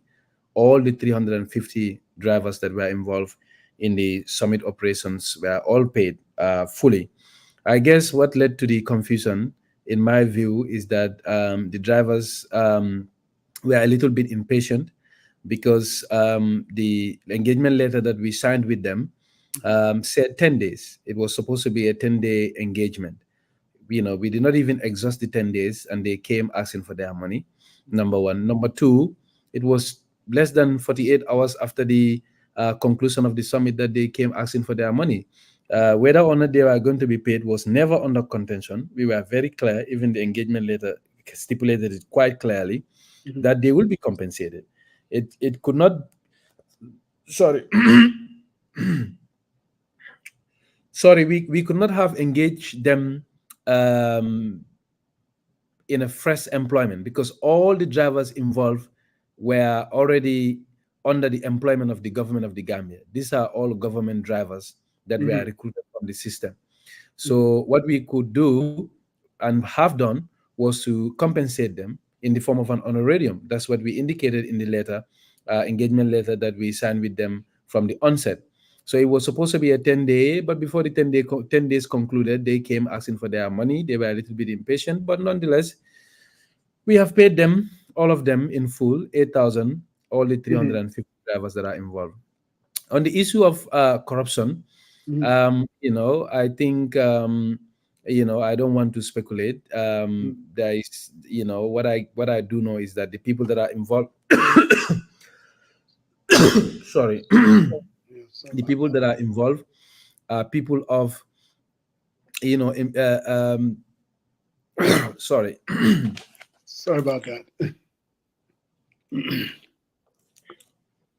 You know, so it's just speculation. It's just people going about talking about things that they have no clue of. But nonetheless, like I said, um, you know, we are very much aware that what we were dealing with were public funds, and public funds, as you know, must be accounted for, and we handle them in the best possible manner with great deal of responsibility. And we made sure that the funds that were provided to us went into what they were supposed to be expended on. So we had our process in place. Everything that we do had to go through due process. You know, so just like my CEO said the other day at the press conference, our office, you know, we have nothing to hide. We are, you know, very much ready to be audited even tomorrow morning. And I like to see that sentiment. You know, I know the team that we have here at the secretariat, very diligent, hardworking team. And, you know, definitely, just like CEO said, we are ready to be audited even tomorrow as soon as Okay. possible. If in all these years, even though our monies come from Saudi, in Right. terms of operations, we are duly and annually audited by the Gambia National Audit Office, so we don't have any issues with that. But the only thing that I find to be quite unfortunate is just people sitting down and leveling these allegations Allegations. Yeah. just for the sake of it, without any proof, evidence whatsoever. Just because you can do it, just because you can say it, you just sit down and level these allegations. But at the same time, there's not much we can do about that. People would Right. always be free to speculate and say whatever that they want to say. But we at the secretariat know that, you know, the team that we have is quite a dedicated team, Right. very responsible team, and we know that the money is on our hands are public funds that needed to be managed with due care and responsibility, and that is what we have done. Exactly, that's what we have done. So when you say that, I think you said the director, the managing director, basically saying that you guys are ready to be audited even tomorrow. So Yes, I have that's to assume then, I mean, the financial statements are ready. And if they're ready, when would you have it either on your website or be out there so that Gambians, for public information, would know that this is the amount of money that was either raised or mobilized and different expenditures. If you're ready to be audited, then clearly the financial statements are ready. So when would we have access to those financial statements? No, of course. You know, I think CEO saying we are ready to be audited even tomorrow was just an expression of intent, not necessarily to say literally our accounts are ready to be audited. In fact, we are still paying some of the service providers. We have not paid all of them in full, obviously. But I guess what he was trying to demonstrate, which I am also trying to amplify here, is that as far as our secretariat is concerned, we have nothing to hide. We are very transparent in the manner that we work. And as soon as whatever we are doing reaches its logical conclusion, we will avail ourselves to all forms of scrutiny and accountability out there, whether from the Gambia National Audit Office or any other entity that is interested in looking at our transactions and our books. Very much so. We will be more than willing to make that available. Definitely. We have no qualms doing that. You know, just like I said, we are regularly audited, even though our operational funding is not coming from the government of the Gambia, but we subject ourselves to the annual audits of the National Audit Office all the time. So we have no problems making, you know, our financial statements and our finances public and presenting it to whosoever may require it. Again, I thank you immensely. I mean, Mr. Fadera, we've had a history with you. Thank you so much for having me. We're definitely going to be reaching out to you to help us like you always do. Again, you know, and like I said, you have been a conduit, a bridge between the Gambia, the government, I mean, public holders and Gambians in the diaspora. And I definitely appreciate your willingness all the time when we reach out to you. Mr. Sariang, I will give you the last word. Sailor. I got the last word today, huh? Always you have the last word. Mr. Fadera, thank you very much. You know, I mean, as you know, we will ask the questions. I mean, that's what we are. And, we create that, conversation. At least, for the people, by the people, we spoke to the diaspora directly, and some Gambians follow it. But I think my question to you is, based on your honest assessment, what are some of the areas, missed opportunities, and areas that we could have improved? Yeah, thank you so much, Mr. Marong. Just once again to say, definitely, I am very much pleased to be on the show. And anytime that you guys call on us, we will always endeavor to make ourselves available. We are public officials. We are aware of our duties, our responsibility to the public, and part of that includes to be held to account, for our actions and our conduct in office. And this is very much welcome. And I also must express my satisfaction and admiration of how the conversation is conducted. It is conducted in a very civil, but honest and candid manner, which is very much, I think, everybody else in in this country should take cue from you guys. We can ask hard questions, but do it in a manner that is very respectful and and civil as well. So I'm happy to be here, and anytime you call on me, I will very much oblige. Definitely. Back to your question now, which is in relation to what in hindsight, what we could do better. I think there is so much that we can do, that we would do differently if the opportunity present itself. I think one of the things that in hindsight I think we should work on is to make sure we do the planning with enough time in mind. Definitely, I think one of the concerns that we had at the secretariat was that the funding for the events planning part of the things, I feel like could have come a little earlier than it did. That kind of disrupted our plans in terms of the things that we wanted to do, in terms of the things that we required in order to make sure we put in place all the facilities that we needed. So basically, what I'm trying to say is that time, the planning should have started a little bit earlier, in my view. But that is also by no fault of our own. We came, we were supposed to do the summit sometime in December, and it got postponed. And December is end of the fiscal year. Before the budget was presented, approved, before the parliament, funds disbursed, it kind of ate into the time, and that also affected our planning significantly, to be honest.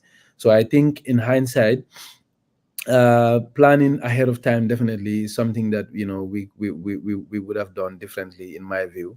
But other than that, definitely, I think we tried our best and delivered under the circumstance. It was not easy, I have to be honest, but we did what we could, and thankfully, we ended up making everybody proud. We made Gambians proud. We made the organizers proud. We also made the guests that came very much proud of what we were able to deliver. And don't take my word for it.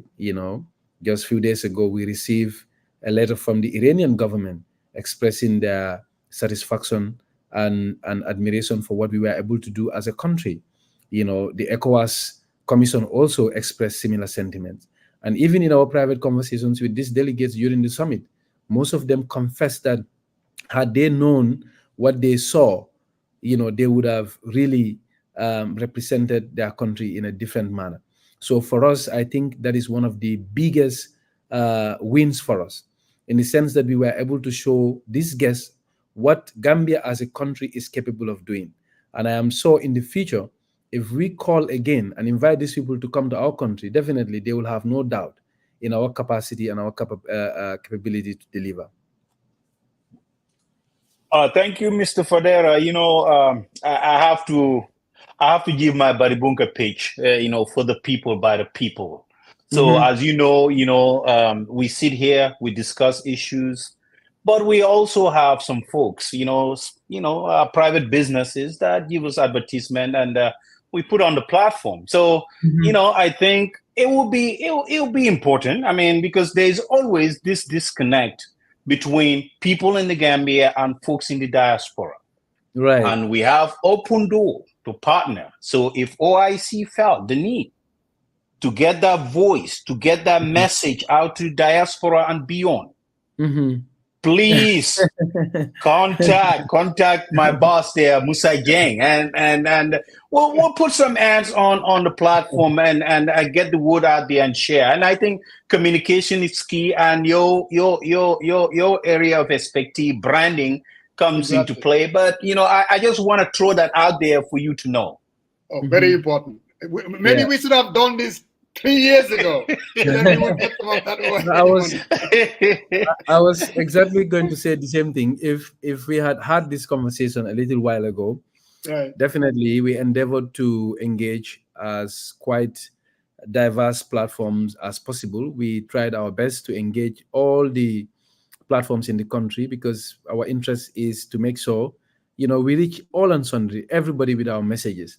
So that is why we partnered with some online-based media houses, both in the Gambia here and in the diaspora. We partnered with media houses, radio stations, newspapers, television programs. If I had known definitely that you guys also consider things of that nature, probably, but all is not lost. I like to think that the Secretariat is here to stay. We'll continue to have the need to, partner more in the future, and even in my own private capacities, I also advise informally and formally a lot of businesses and government entities as well in terms of communication and branding.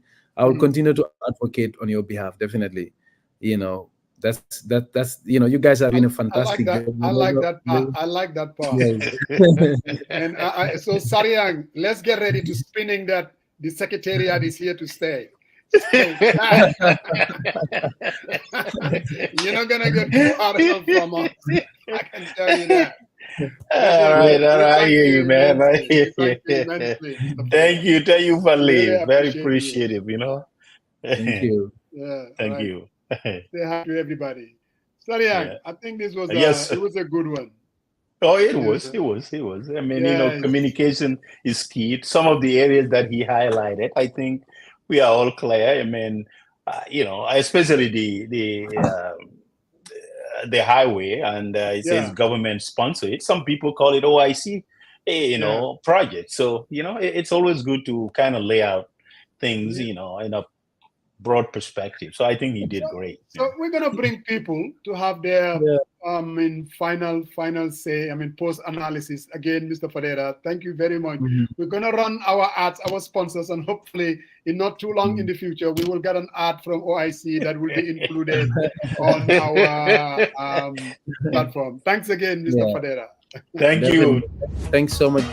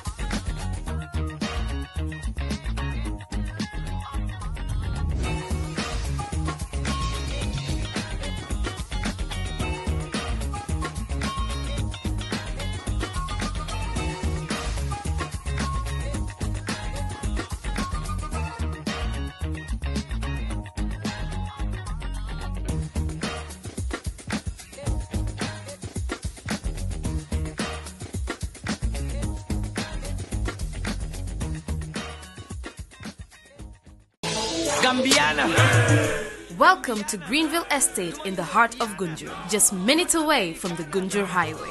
The estate is located in a serene and nature-oriented environment, which makes it the first community in the Gambia certified by the National Environmental Agency.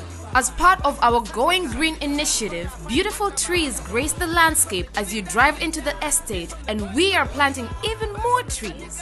Go green and own a piece of our Greenville dream. With 673 plots of land available, you can purchase a plot today and start construction immediately.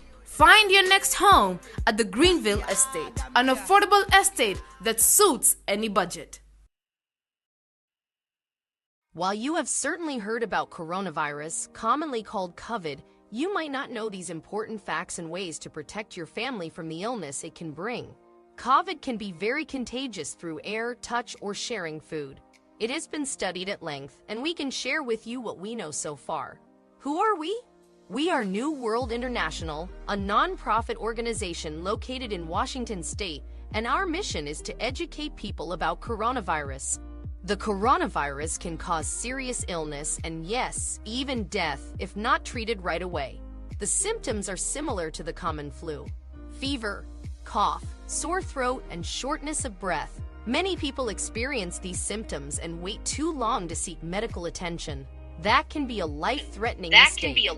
Certainly keeping a safe distance from others that appear to have flu symptoms is advisable. It's always better to be safe than sorry.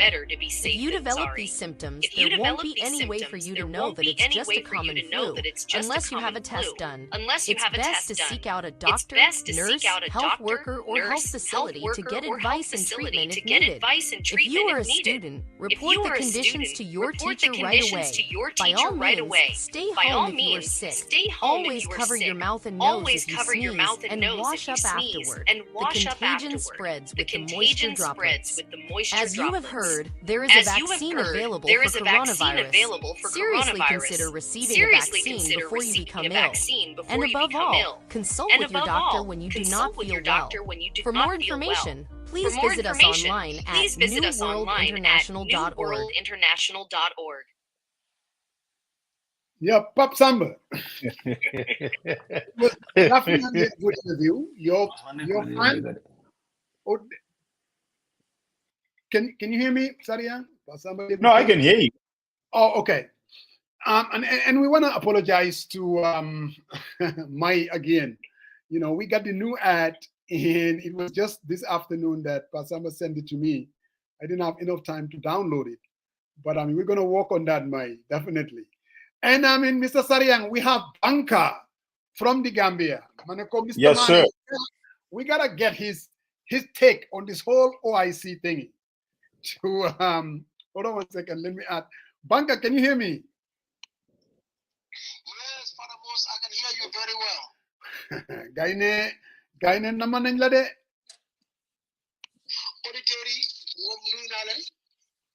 You have to put it closer to your microphone, Musa.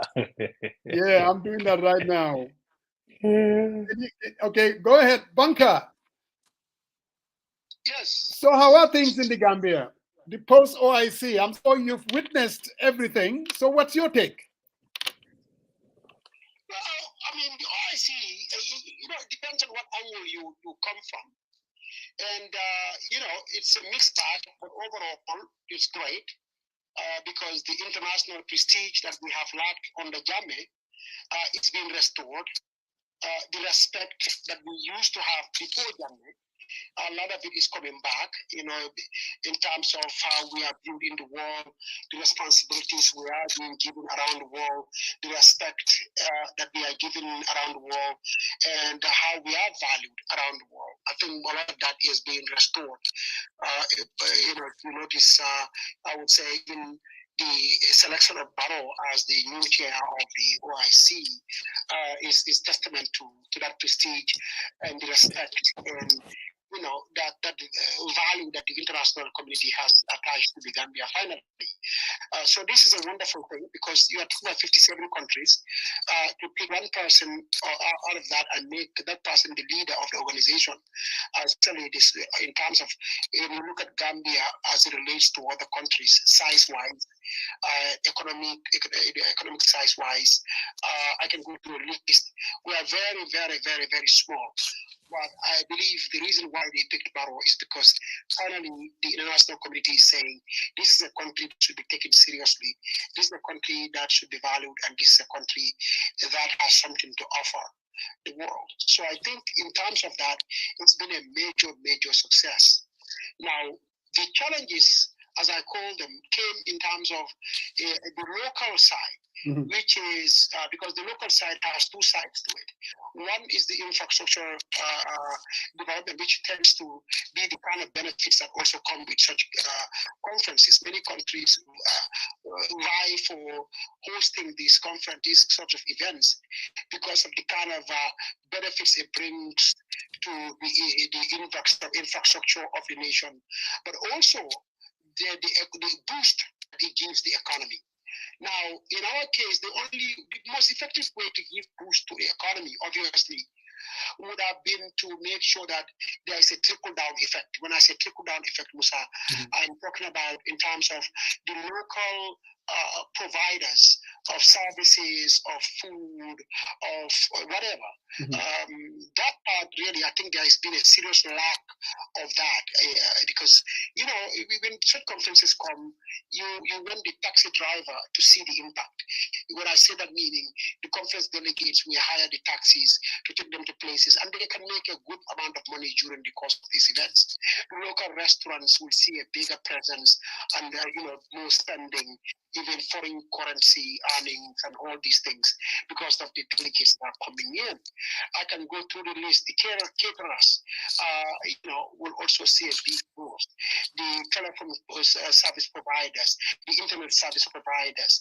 I can go through the list. I guess by now, the gardeners, the garden women who provide lettuce and tomatoes and all these things, you want to see a big boost in that because that's the kind of benefit it also brings.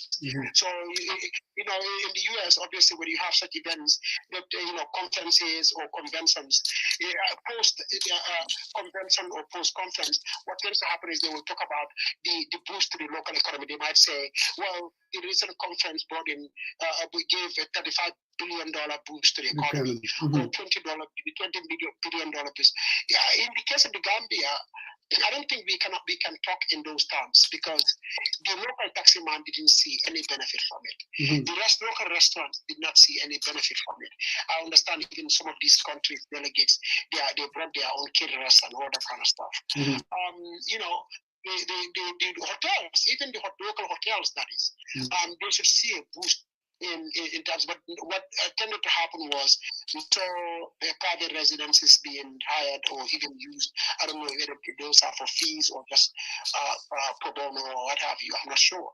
But the hotels, the restaurants, the taxi drivers, the local women providing lettuce and tomatoes, their garden stuff, all of these people should have seen a big boost in their income during the course of the event, but I don't think that took place. So I think in terms of that, it was a colossal failure. But when you look at the other direction, here we have a lot of roads that are being built thanks to the OIC, and I mean many places are being connected. So yes, but there is a steady progress. We are moving in that direction. Places like Madiana, who never had any road before, they used to struggle during the rainy season to go from their town to the urban areas. It was a major challenge. If I'm go anywhere, those places now are having roads now. Bufoot is having roads now. Now a lot of taxi drivers at Turntable rather go to Bufoot than to go to Senegambia. I mean, that's a big change. Before you had to beg taxi drivers in the rainy season, forget it, they will not come. You can never get them. I don't care how much you paid them. They will never come to Bufoot. Now we have, a big, nice road going through Bufoot. I mean, all the way to your end over there, Musa. I mean, now even Mohammed Yah Junction, your road right there, is they are working on it. So very soon you two will have a nice road going past your own I like that. compound over there. Yes. So there is a lot of that happening in the country, and thanks to the OIC. So in terms of infrastructure development, it has brought a big boost to that. So what I'm saying is locally it's a mixed bag. Right. Internationally, a resounding success. So I mean, overall, then obviously, if you want to do the scorecard, Mhm. you can say it was a big success because it was great in several sectors and lacking in maybe one major sector, which is the local economy, as I said before. So this is my own take on it, and I think those who say it's a colossal failure are totally wrong because it was not. It was a big success in, like as I said, in those areas. Those who say it was a major success in all spheres and areas, I think those guys are wrong too, because locally, I don't think we have seen a big boost in terms of the economic gain that we could get from it. So in that area, it definitely was not a success. So, but again, like I said, overall, we call it a success because at the end of the day, the net gain is much greater. Sawaji mu ngi xelu Pap Samba mu ngi yakamti bi nga wax yeb mu ngi xelu di manière. So if you want to give it a letter grade, He's corrupt. He's a corrupt public official. So if you want to give it a letter grade, what would you give it? I will give it an A minus. An A minus. It's a mixed bag. Pap Samba, you heard it. Banker. Yes. Maraka, good to hear your voice here on the air. I am not going to go onto this OIC thing. And I like that you were not, I was liking your analysis until you give it an A minus, because you cannot give me back and then have an A minus. But anyway, Banker, 10 years ago, they can come to OIC. I don't have time. I'm feeling OIC. If it's a toothless bulldog, and I don't like how they're operating with the Palestinians being slaughtered and they're sitting there being friends with Israel and America. But Banker, 10 years ago, you came up with this idea of organizing this program. I know we used to have our battles in the morning and in the evening when we were going to or from work. And here you were, don't go nowhere. To everybody who calls, you will have 1 million people on the call with Banker, and sometimes he will be on the radio for hours, 6, 7 hours. Here we are, 10 years ago. Did you foresee for the people by the people to last this long? And what was driving, what drove you into coming up with such a program? It's funny. For me, back in those days, and I'm sure, Coach, you can relate to this, both you and Musa and Sarian can very much relate to what I'm about to say. One of the biggest frustrations we are getting is not having a sort of an elevated conversation about our country, one that was democratic, one that was open, one that was vibrant, one that was robust, one that was engaging, one that was really very, very, I would say, valuable to our conversation and our state of affairs and our situation. So you have programs that were great, but then obviously the maturity was lacking in one respect. And then you had programs that had the maturity, but the substance was not as good as we would have preferred. You had programs that had both, but unfortunately they did not allow certain conversations. So you had always these sort of limitations, I would call them, in many programs that were available then. And even on social media, that's how Gambia Youth and Women's Forum. That's how I opened the Gambia Youth and Women's Forum page, because we lacked that page where we could go and everybody could say whatever the hell they wanted, and yet they would not be harassed or yelled at, and they could literally just have a good conversation about it, so we can dialogue and come to a conclusion about our situation. If we couldn't come to a conclusion, at least agree to disagree. That whole maturity right there, and the robustness and the elevated conversation was totally missing in our discourse. So for me, don't be stupid me with my little knowledge, and I don't know anything. I'm still very, very ignorant. I thought, no, maybe we could do something different. Yeah, and that's why I started this program on Fatu Network, saying, let me start something where we could literally just have a good, long, good conversation where people, if you remember back in those days when somebody calls and people, so even the audience will be frustrated because someone will call in who they didn't like to hear. Yeah. And I'll be sitting there going, like a Baba Jah will call, they didn't want to hear from a Baba Jah. Or Malik Bay will call in, they didn't want to hear from Malik Bay. And I'm like, look, let's hear from these people, whether we like it or not. We need to hear from them, and hear their side of the story. Yeah. And that's the only way we can debunk whatever they were saying or they believe. I mean, the very constitution of the Gambia was not center stage conversation, and the only way we could delegitimize Jande is by saying, here are the rules, and here's why he's evil. These are the rules he's violating, and this is the reason why we say he's evil. Because if I'm going to call Musa evil or say he is bad or this, that, and the other, I have to provide a rule-based system where everybody agrees and says, okay, these are rule number one he violated, rule number two he violated, and this is why I'm saying he's this or he's that. But I don't just say Jammeh is a dictator, but I don't provide any basis for calling him a dictator. The only way he's a dictator is because he's violating the Constitution, which is what he's supposed to uphold. If you violate the Constitution and you don't go by it and you are the president, you are a dictator. You are going by your whims and caprices. So that whole sort of mindset right there and approach was why I thought, Gambia Youth and not just Gambia Youth and Women's Forum platform on Facebook, but also on the radios where everybody was listening to. Let's have something called For the People, by the People, to reflect the goal, the idea, the aspirations that we really would want to see. And I guess it was a hit because of that, because everybody could relate to it. But it's longevity, though. It's longevity. That credit doesn't go to me. That goes to you and Musa and and Sarian. Because look, without you guys, this program would have been dead by now. Let's get it straight. I remember when I was going to prison, you two took it upon yourselves to, because of the vision and the mission of the program, you believed in it. I always tell people when they tell me, who do you agree with politically most in the Gambia? I said, Coach and Musa.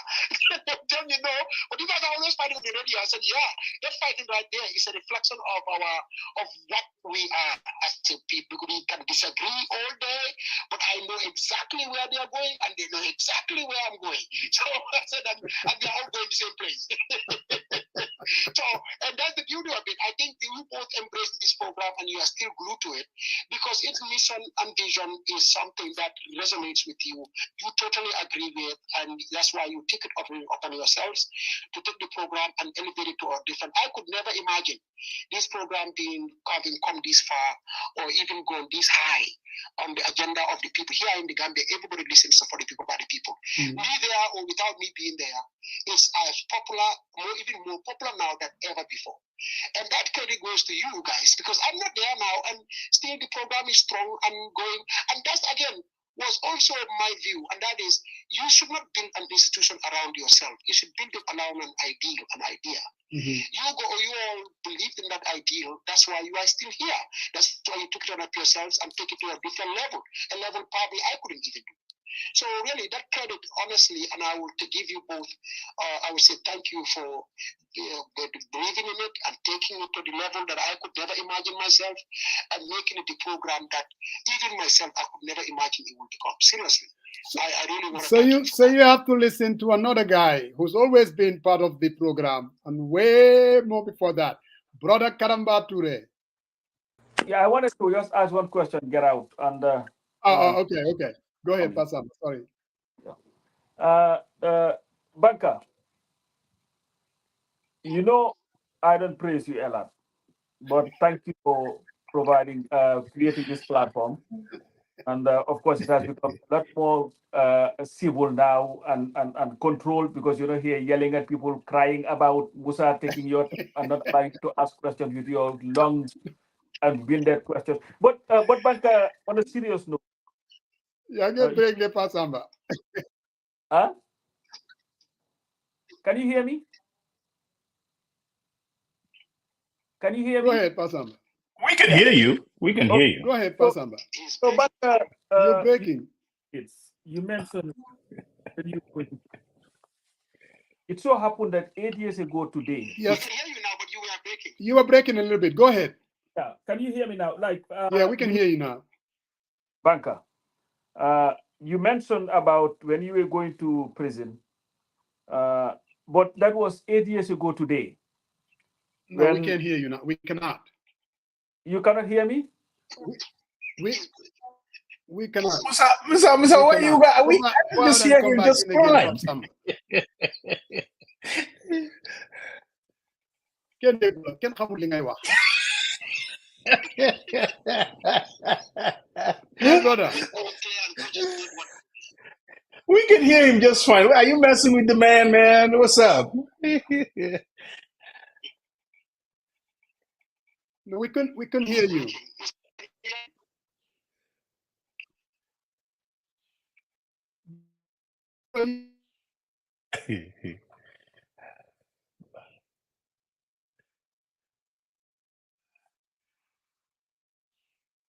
Paramos, I think your internet has issues, man.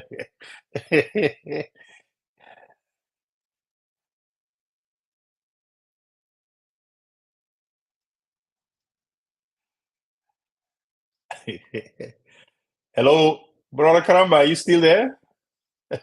Yes, I am here, and I Oh. can hear you, and I was able to hear Coach as well. Oh, okay, that's good. Yeah, so Well, you were can go ahead while Musa join us, no problem. Oh yeah, Karamba, we're back. Banga, can you hear them? Huh? I can hear everybody. I can hear them. Okay. So you have, Karamba is on. Karamba. Yes. Okay, go ahead. Thank you, Musa. I want to join everybody in congratulating your entire team, starting with my good friend Banka, who pioneered the program, and to all of you who have sustained it over the years. Free people need to engage, and you guys have consistently provided an opportunity for all of us to engage, and engage in a very meaningful way. Because if you share a country, you need to discuss that country and the issues that affect it. And the program, even though you people are the public face of the program, but the program is an idea, like Banka suggested. The idea that people will come and then they will engage in a robust way, not always agreeing, not always disagreeing, but always having a conversation about issues that are important to everybody. And there is nothing in it for you guys. And that is an element I think that that we all appreciate, because this is not built around you people as personalities, and you are not driving a personal agenda. To the extent that you have your own opinions, your opinions are in the public domain, and you are entitled to them just like everybody else is entitled to it. But then the discussion of even your opinion, you allow people to contest your own opinion, and then you contest other people's opinion. And this is very, very important in a democracy, and then it's important with free people. You know, everything, if we say we are going to be able to diagnose our problems, we have to be able to have a way where we can talk about the problems in a dispassionate way or even in a passionate way. But then we put all of the cards on the table and then have a go at it. So I think this is very, very good. And the reason why it has gained traction with the public is because everybody has a fair shake. You know, and I know sometimes, Musa, some of our people tease you, oh, you are not politically affiliated, you have a team, you have this and that and that. But what you have is your opinion, and that, and also the independence that you assert in articulating that those opinions, and then they help all of us, including those who will not agree with you on a particular thing or two. So I wanted to just call and say what you do is important. And then how you do it is also very, very important. You do it well. And the reason you do it is even more noble. You do it because I believe you love the country. Mm-hmm. I have lamented over the years, the biggest problem we have in our country is not enough people demonstrate love of country. And that means you put the country before you. and you put the issues of the country before your personal consideration. And then when you fight, you are fighting because of the country. And we have a deficit of that. And that's why it's very easy for terrible people to kind of just take a stranglehold over our society. If somebody told you because I have been in this battle with you guys for 22 years before Yaya, and then the current 8 years. So we are looking at 30 years. If somebody told you, we will still be talking about Sidin Jai, about people of that inclination today. You wouldn't believe it. And the reason we are doing it is because not sufficient people are engaged in the manner that you guys are engaged. And that what is the merit of what we are fighting for? Are we fighting for it for the right reasons? Is it about country? And I think you are bringing people in the public space in a manner that brings everybody. You bring the government also, let them explain their issues. And I think they need to come here more often. Understand? You are not going to sort of babysit them, but you will engage them in a respectful way, and then they too can explain why they are doing what they are doing. You understand? So everybody should come and everybody should participate. But I want to kind of what the Wolofs call damalin buga sonya ngen continue ci liggéey bu baax bu ngeen ay def, because dafa am solo. You know, and also engage the people, talk to our people, make it about our country, make it about what we share, our collective ambition. And let it not be about why we should always be fighting. We should also try to build consensus around the things, at least that we are not far apart. Let us build consensus. If we say corruption, you despise corruption. Sariang despises corruption. And I know Coach cannot stand corruption. And everybody can see that this is something the overwhelming majority of the population can agree. So how do we address it? When it happens, we call it for what it is. And then we name the culprits. And then we demand consequences. So it's only a forum like this that will do it, that will give everybody the benefit of the doubt and then come. So I am praying for your continued success. And I would say keep doing what you are doing, because the formula works. You know, the controversy is good controversy. The contesting of ideas is good for democracy and for free people. And then your independence is also important, so that each side will have to come and explain themselves to you, so that the public can then weigh who is telling the truth and then who is kind of just trying to give a jive. Because if you come to your show with a jive, it will stand as a jive, because you guys are going to say, you know, this is not adding up. Why are you telling me this? So you help the country that way, and that is patriotism. We all need it in what we do. Ne do def dara because how my nakala ko rai taiko sumakanam. This is not about that. That is not for Sariang or you or Coach in what you are doing. Nothing personally. I know that. So I am happy for you, and I'm praying that you continue to succeed in this. That was something I wanted to do, because I was there from day one as a member of the audience, and I've been here times to engage you. What you do is important, and that's why it is resonating with people. You have all kinds of people who listen to you, people who agree with you, who don't agree with you, and sometimes people don't agree with you per program or even within the program. But that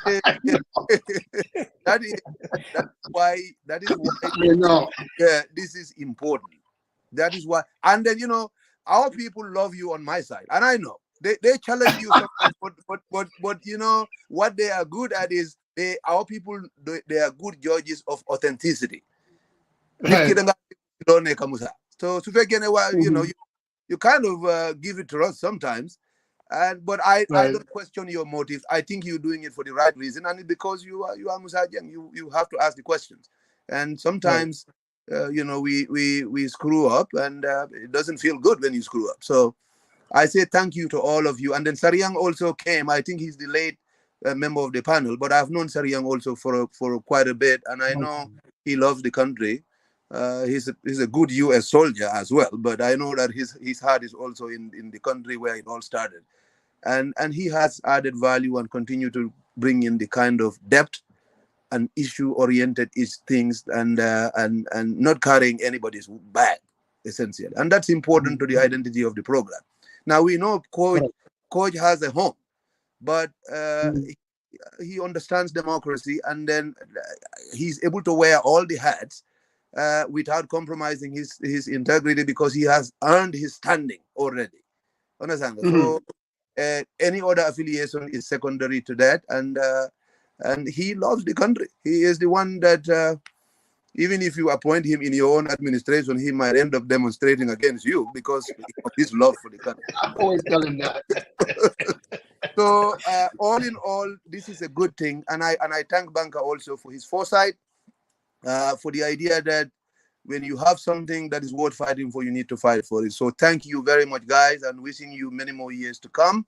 And I'll be here listening all the time. And I am a big fan, and I encourage everybody to come. The government should come. Those who oppose the government should come. Independents should come, and vegetarians should come. Anybody who has an issue, as long as you love this country, ñëwal nga bokk ci géew gi. Waxtaan moo indi ñu nit ñi mën a dégloo Musa. Waxtaan rek. Foog ñu waxtaan mbir yi ci dégga, and then we fight for what is right.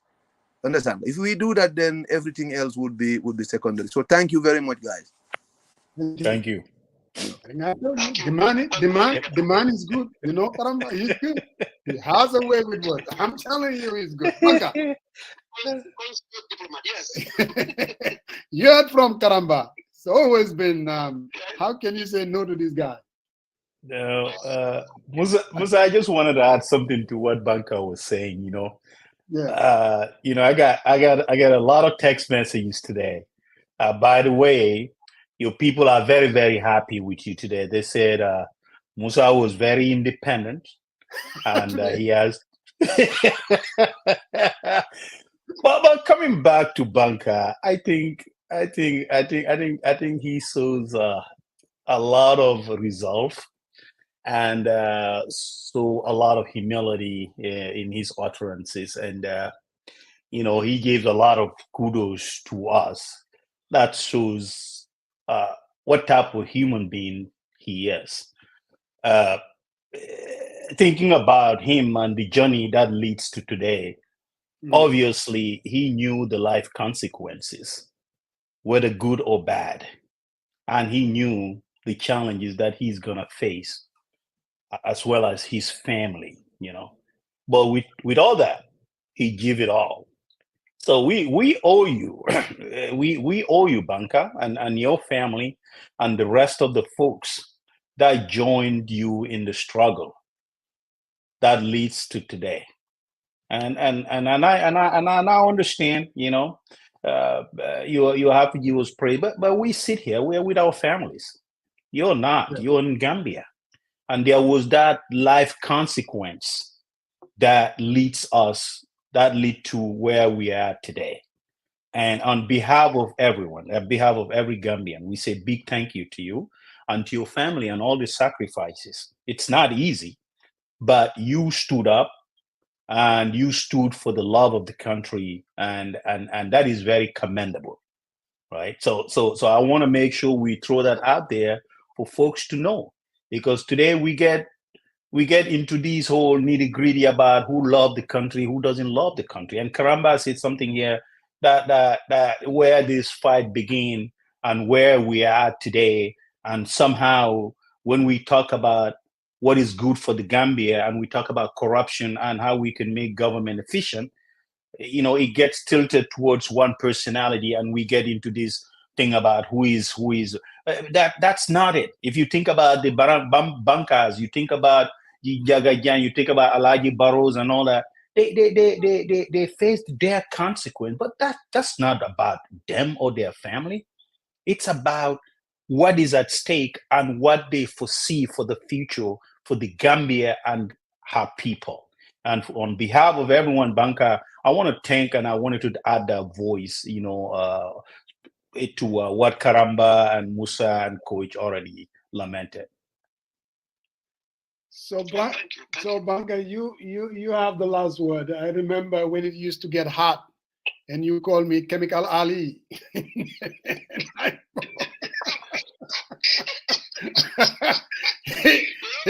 And I accused him of being intolerant.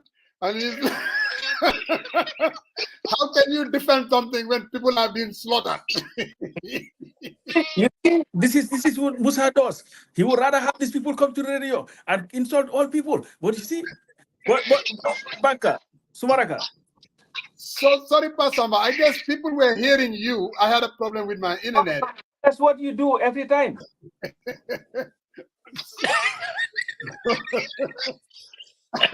And coach, I was trying to help him. I was just trying to say, hey Musa, it's just you. But he was, oh no. You know, he keep agitating. That's what he does. No, why Banka? Are you hearing me? He wants to put some people down. That's what he does. You know how Musa is. No, but Musa, you know, sometimes I sit here and then I all of a sudden in my quiet moments, I would start really running through the struggle days. Right. And there were key moments that just, funny, very, very, extremely funny moments that would just hit me, and I would just laugh at myself. And I would sit there just laughing, hysterically. And sometimes I just sit there and say, no, I better stop laughing before people think I have a mental problem. And it would be because I go through the struggle days and I remember some of the most funniest moments. And calling you Chemical Ali was actually one of them. When I called you Chemical Ali. So, but those days we were all hot. There was no compromise. There was no room for negotiation sometimes. And then but nowadays, I think along the way I've become very moderate. And issues. But yes, that's some of the Bunker, some of the, call it evolution, or if you want to call it that, because I still remember Bunker, the guy that had the Ford Escape. And there is going to be a demonstration in New York. The guy will be here in Atlanta looking for people to join him. Then the same guy with the Ford Escape looking for people to join him to go to Washington or to go to Chicago. I can guarantee you, believe me, this struggle in the wilderness, it was, what do you say? And then people are still looking for that Bunker. And then when they hear Bunker in the Gambia and your commentaries and your views, they're like, this man has changed. Have you really changed? Or have you evolved? Or is that what Gambia does to people? What do you say to that? That's the funniest thing ever, because a lot of times, and I coach sometimes calls me a misunderstood person. I think he wants to describe me that way, and I think that's what it is. I'm misunderstood, and it's okay.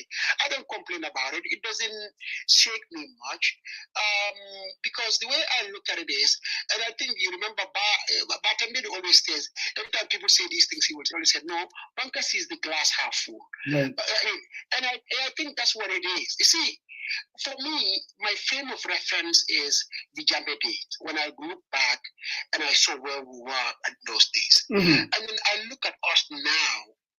I see the progress we have made. We're not there yet, but I see the progress we have made. And I'm excited about where we are right now. And I know you guys call me the eternal optimist. Mm-hmm. And maybe that eternal optimist in me is what makes me feel like that. And it's not because I don't criticize Barrow. And Barrow would always be the first one who will tell you, Bunker criticizes me when he needs to. And he even told me that last time when we met, he said, look, you are easy on these drivers, but even were me, you would have been very hard on me. Mm-hmm. But the point is, at the end of the day, the Gambia of today is what I look at. And I know this is where I have a major disagreement with many of these folks that are really in the strong opposition against Barrow. And that is, they want to frame Barrow and the Gambia today as a dictatorship of the Jammeh type or Jammeh era type. Mm-hmm. And then they approach, and the reason why they're having trouble really framing, kind of convincing Gambians of this, because it's hard to believe it. And that is, they've convinced themselves that Barrow is even, I hear it all the time. People even tell me, Barrow is worse than Yaya. Yaya will not even do this. Yaya will not even. And I sit there and I cringe, and I'm like, what am I missing? Mm-hmm. Is there something going on that I don't know? Because for me, back in those days, the killings, the destructions, the humiliations, the firings, all the horrible things that were happening. And I contrast that to what we have today. It's like night and day. Thanks to obviously our fight, thanks to the resolve of the Gambian people, absolutely, all credits and all kudos to the Gambian people. But what I am saying is that we have made immense progress. Here is where we are now. What we need to do now is to build on this. If come elections, people feel Barrow is not the right person for the job, God damn it, vote against him and boot him out of power. That opportunity is finally available. That opportunity is finally real. People don't have to die or they don't have to be tortured for us to realize that such a dream, if anybody has such a dream. What I am saying is, we are where we are today, and it's wonderful. It's a great place to be. Many countries will want to be like us, the Gambia of today. We are not there yet. Yes, we are lacking in many areas. There's a problem of corruption. There's a problem of, sometimes even security. Sometimes it's a challenge. I can go through a list. So many things that we need to work on aggressively and make sure we address them. But what I am saying, for the most, is that what we cannot do is to really sit here and pretend that this is the worst thing that could ever happen to us. And the Jammeh era is far much better than this. Because that's totally false. We have made immense progress. What we need to do now is to build on it. And every time I talk like that, most of these people who really want us to frame Barrow like worse than Yahya Jammeh. Like people are dying here of starvation, like we are here dying, people are being killed, people are being tortured, lives are being destroyed. I can go through a list. They want to convince us that Barrow is worse than Yahya. And this is very false. I don't believe this. And I will say that on top of my voice. What I do believe though is that yes, we have made immense progress, but we have still a very, very long way to go. What we need to do now is in the Gambia today, it's possible for us to vote a president out electorally without people.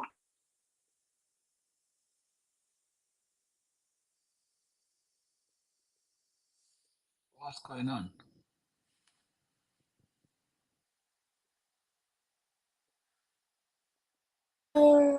Coach. Saria, what happened to this old man again?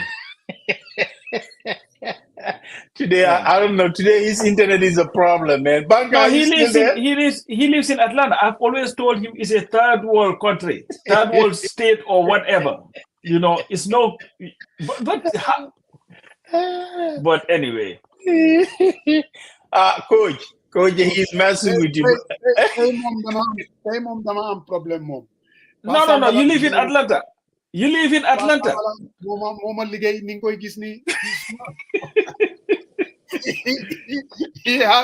Yes.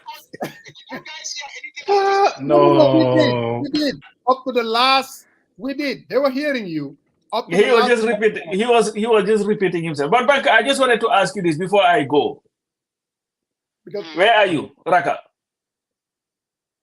Yes, I can hear you. Yes. I wanted to ask you a question, but then Musa sabotaged my question. We fought a very, very long fight, Banka.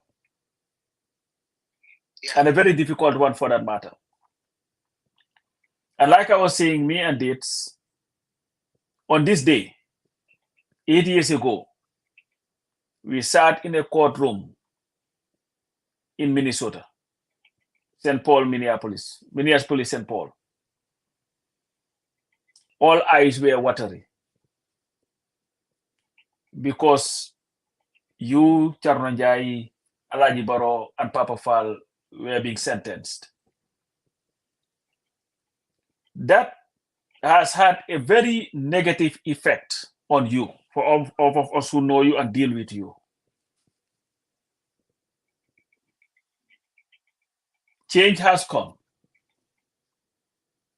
Banker who could not go back to the Gambia went back to the Gambia to a heroic welcome. It's the suit that Fadera claimed you bought from Walmart.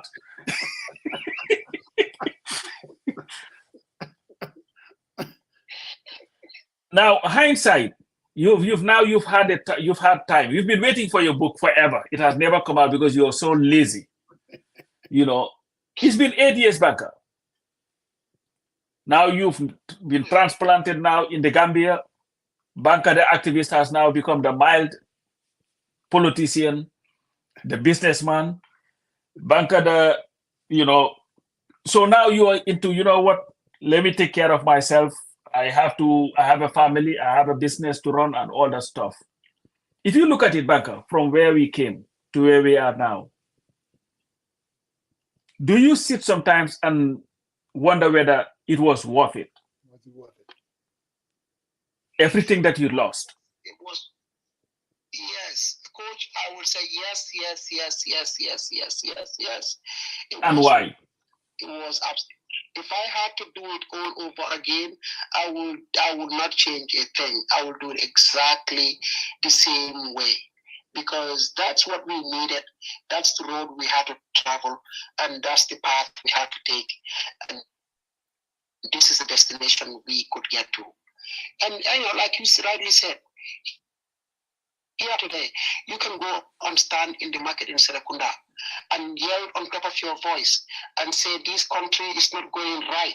This government should be removed. They are terrible government. This president is terrible. He's a bad person. And then say whatever the hell you want. And all you are going to get is people cheer you on and clap for you. That's the worst thing that's going to happen to you.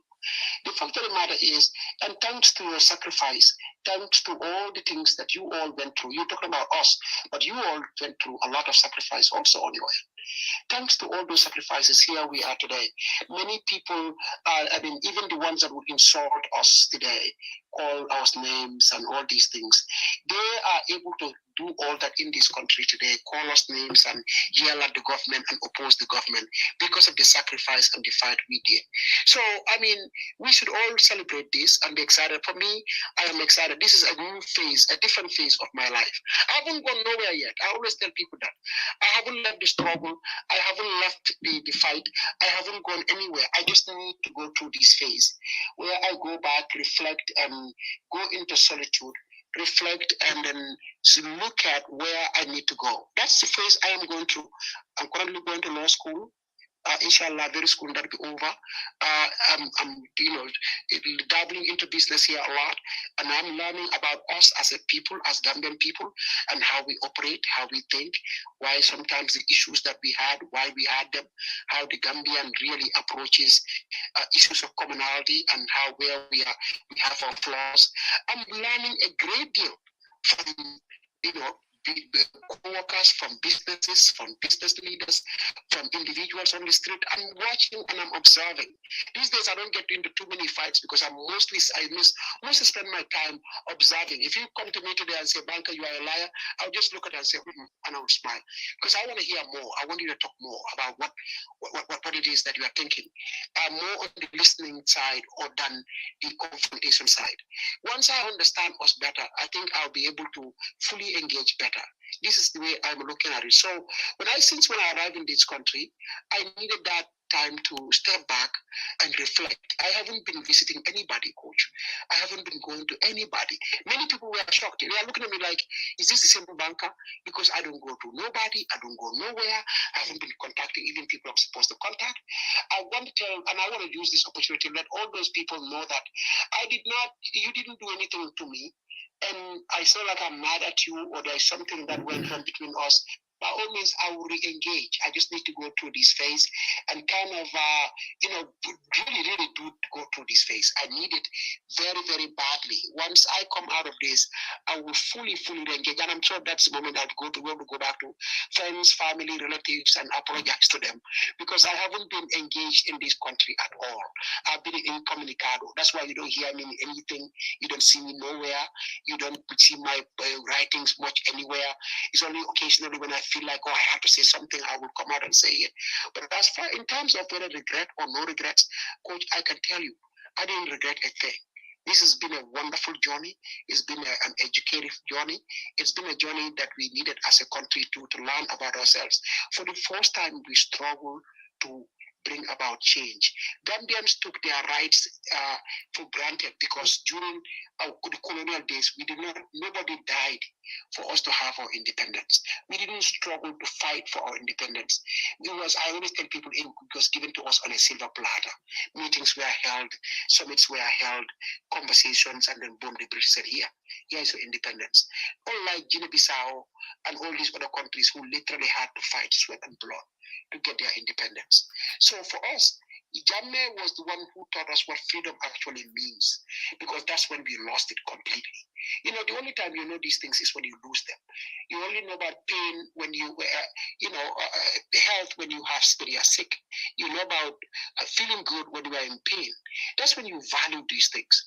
Now I think we value our freedom more because we've lost it before. Now we value peace and tranquility because we were on war before. Now we value family because we used to be divided. Now we value love because we used to live in constant hatred. We still are struggling through those things. The vestiges still remain. But you and I know that where we are today is totally different from where we were yesterday. There goes David Toro. Absolutely. Well, think about it. On that day when we all sat in that courtroom, yes. I looked at you, coach, and all I saw was somebody who had a teary, very, very teary eye, because you were very moved by what was going through. I looked around the room. Yes.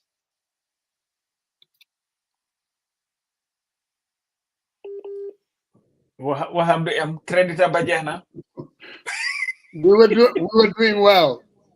Can you hear?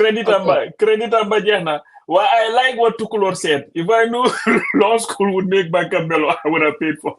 Why? If she knew law school would make you mellow, she would have paid for this law degree long time ago.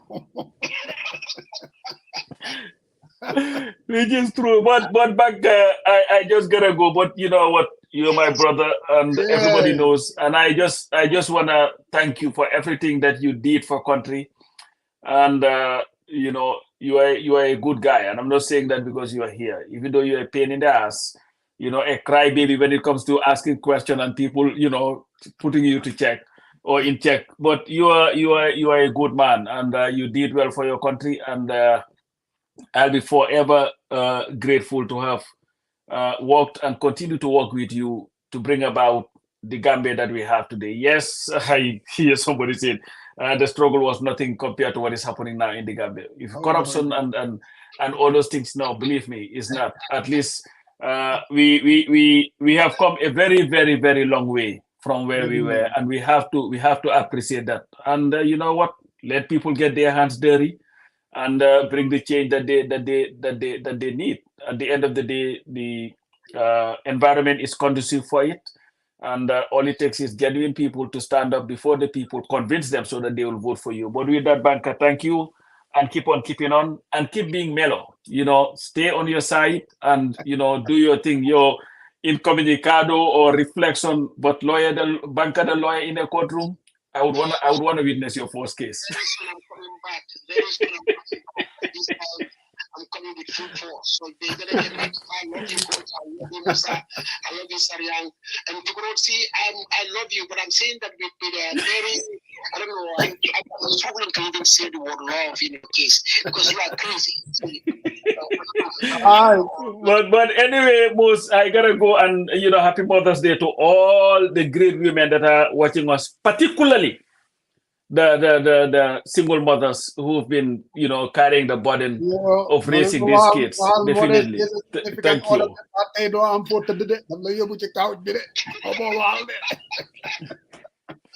I'm gonna go gis ni nak lover boy la ni go gis ni. You know what? I gotta go. Goodbye. So Banga, but we'll do it again. All right, man. Thanks. So thank you, Banka, man. Peter Farcham. I really see wants to call in, and I'm just gonna give her my. Hey, man, I wanted to point out. I think Nyanja is watching this. Hey, brother, man, I send you a message. Please check and reply back, okay? As Nyang. I'm talking to Nyanja. So. Oh, okay. Yeah, I sent him a message via Messenger. So. So Tita Tar Cham, you can call on WhatsApp 404-824-0219.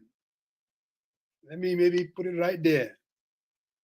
Sorry, we got Sonny. I think so. You can call in, and then we will we'll definitely hear from you, Peter Tharcham. I think that's the name. 404-824-0219 on WhatsApp. So yeah, it's been a good one. Oh, it is. It is. It went from how Donald Trump say from your low energy, and it kind of spike up, and this so does that to me. Before like yesterday, I was at this gamut at 5 a.m. Came home and you know how that is. Didn't sleep very well, so I was like, how am I going to do this show today? But you know, the show has a way of, I guess, also the people. We all get our energy from them. When you see some of these commentaries, and I mean, people. But hey, you gotta. They said, and I got this. Where they said, let me read this. They said, first time I will call this platform a very independent, and the questions were very middle centered, and you guys asked the right question, not being overly opposition. And I think we all know who this person is. He texts me this, and I'm reading it, and he says, I think this is a great conversation, and I encourage all my counterparts within the government to come on and talk to the people directly. So he says congratulations, and says tell Musa again that he did very, very well, and we all admire him. I don't know how to. No, I don't know how to take those things anymore. But I mean, I'm talking about Nfally Fadera. I mean, there's something about the guy, though. I mean, he is really, really, really a nice guy. and you can disagree all you want, but he was able to answer the questions to the best of his ability. And he was confident, Musa, too. Yes. I mean, he was. So you gotta give him that much. And some of all we wanted to do is raise the issues that are out there. And I think people need to understand, when we come on this program, sometimes we're not even prepared. So some of the commentaries that you make, we will take it and try to spin a question out of it, more than anything else. Really, we don't have all the answers or the questions. No, we don't. We don't. Oh, but I think the engagement. Go ahead. Oh, okay. Are you there? Hello. Yes. You want to contribute? Okay. Hold on one second. Hold on. Let me put you on. Okay. All right. So this gentleman, all the time when I see Tita Tharcham, I thought he was a lady. I don't know why. So my brother, they can all hear you. What's up? Great. Yeah, a great show, and a great program, great platform. And yeah, respect to you, all of you. And yeah, I would really like to participate in Mandinka or Wolof. Sure, whichever one works for you. Your choice, my brother. Okay. Yeah. Li ma bëgg a wax rek mooy programme bi am na solo, am na man ko toppa depuis time bu ko banka doon start. Ben tey mooy the only programme boo xam ne Gambia dama ko di toppa every Sunday suma famille bi sax am nañ ko dañ ma day jox suma space suma time pour mu mun ko watch because I think it's something very, very important. Après mu ngeen ko doole it's very, very dafa baax daal si réew plateforme yi mel ni dafa war a gën a bari si Gambia because man dama day follow Gambia Sénégal politique too much. Sorry. Waaye dama gis ne comme yu mel nii daal Sénégal la gën a bari Gambia because fii nii plateforme bi rek laa gis ne ak ku munti ñëw duñ dee xool ban parti nga bokka ban xeet nga bokka oo noo mel dara nga am dara nga ñaaka sorry okay waaw duñ dee xool ban sooy nit nga dañ la dee bàyyi nga joxe sa opinion waaye leena rek laa bëgg a contribute comme same audience, small mass, you know, writing in English, this colonial language, a lot of tough time. Understand? Namari muna bila si Anglais, again European languages, one day. Concerning Gambia, from na rin what I tried, I mean, di kina legacy, all of access, yeah. Wow, because from na yin program di play again si lupa. You jang Anglais, diga Anglais, you almost same mind so much so that you not understand the of it.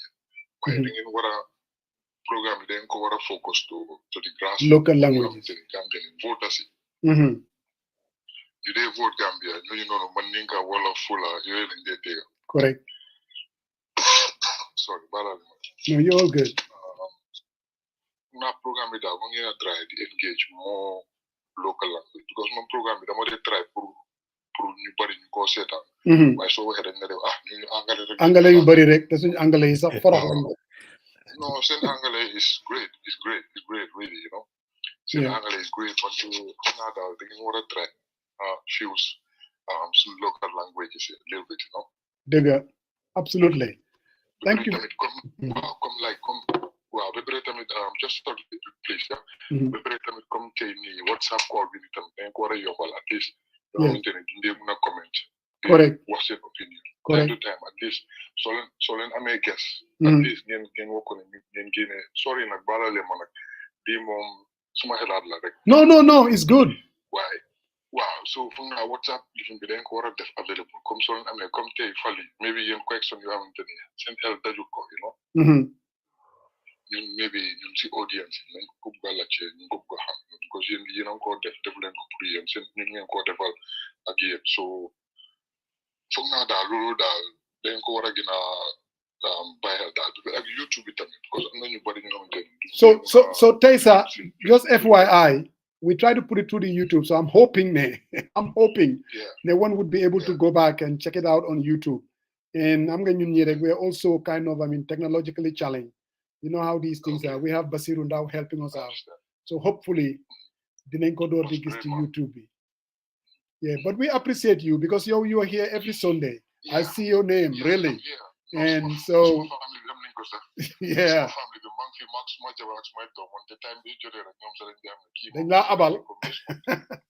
No, and yo ya tax nag motax ñu ñëw fi ñun tamit every Sunday, no matter how crazy it gets. Then there's sonna, but we're like there are a lot of people out there ñoo xamne dañoo go tune in. So bro, keep coming and then thank you very much, Waji. Thank you, Mr. Cham, man. Abaraka. Abaraka, thank you very much. Amin.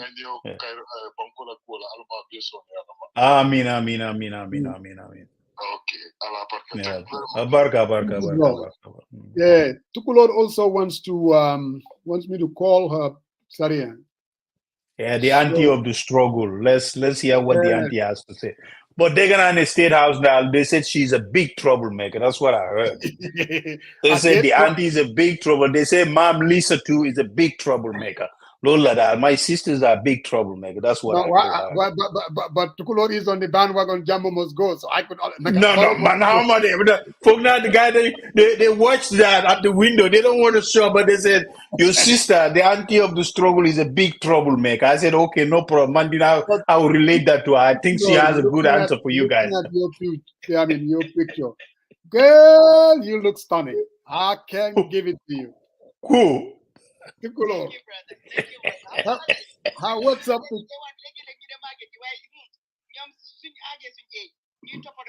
He's a big troublemaker. Magen mom degen you loco. I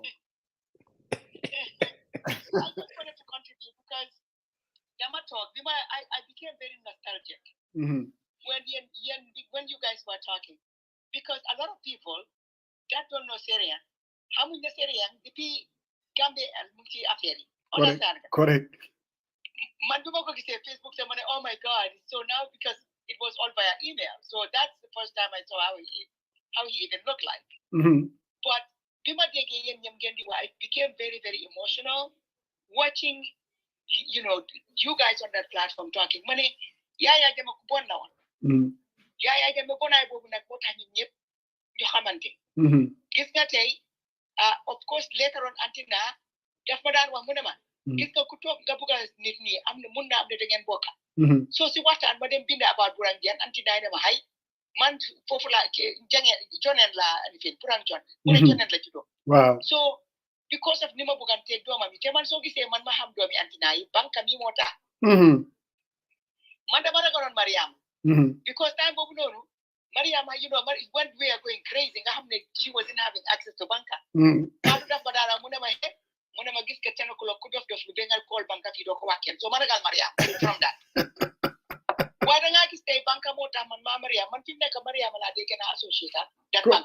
Correct. Te banka mo tax ma xam jabara. Definitely. You know, so man suma toge ma gis brotherhood bi nek yow ya ko saba pa saba. Te digante banka. Xam nga loolu dara la loo xam ne fi mu nekk yéen nekkul la xarit mbokk ak yéen. dëgg bu rëy. So many people can share these stories. Jëndal Karamba UDP la nekk.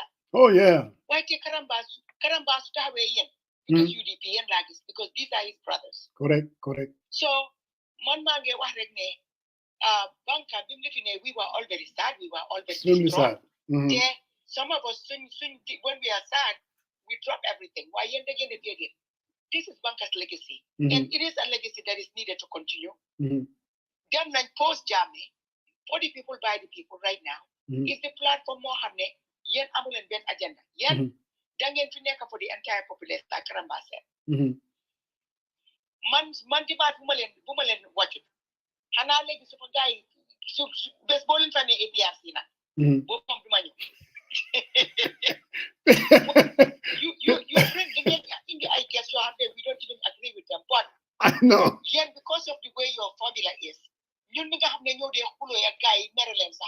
So we debate respectfully. Guess what man, so many people decide no, don't do that. Yeah. Because limo for hamne, need to see you a fence. Yep, thing ko respect ko fenbo. Mota nak nyem di nyom. So I'm just telling you guys the key to your success is because of your independence. It's because that even when you know people are lying to you, you treat them with respect and dignity. Dinata koku sunyo supuge nyo advensa. Suma brother basa Ismaila. Dina delsi. Yes. Dina talk like the dofi yung for the comment section. Why dina delsi? Because even though when he came and did what he did, peddling lies, it was not Ismaila who was lying. It was the government who was lying to you guys and all of us. So I really admire how you guys run your show. Jolendena go can dictate how it goes because your goal is to inform Gambians. And sometimes, spreading that information may make people who do not like that information think because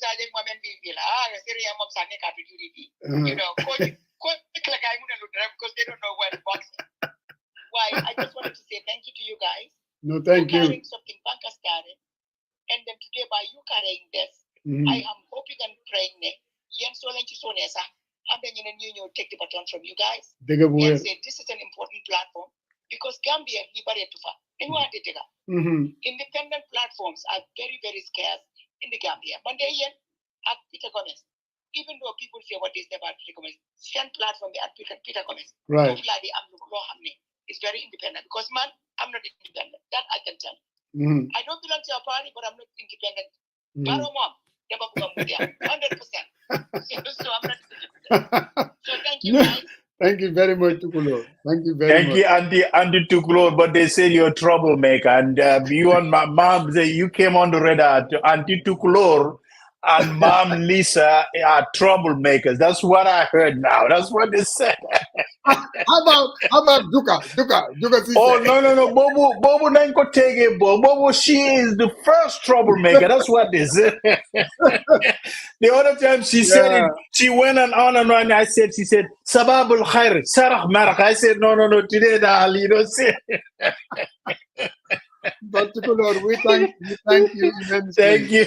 We really do. I mean, Komlinga Waharek, whether it's Sariang or myself going all the way back to Gambia L, you were there too as well. Definitely. Yeah, you were. You've always been there, making a difference, no doubt. And we thank you immensely for everything that you do. Yeah. And thanks to and you know what is funny? I mean, Sariang, this whole thing about even independence. it's the platform itself, the aspiration for the platform to be independent. We can have all our biases, all we want. I mean, we're all human. And patibila bugamunega patibini patibina, we all go through that. But at the end of the day, it's the platform that we want to make sure that the aspiration of the platform going to be fair, to help our democracy, to hear everybody out. I see people sometimes, you invite Kenya, hey, take my platform. I'm not going to be there. but we cannot do that, because the moment we do that, then we have been restrictive. Invite. We want to engage the government as much as we can. At the end of the day, they'll tell their side of the story. We all can disagree all we want. We would engage the opposition parties. They will come and tell their side of the story, and we would try to challenge them. Program be, platform be more than their challenge, more than anything else, because that is what is expected of us, to be a conduit. Now, whether we are biased, yeah, I mean, like you are too.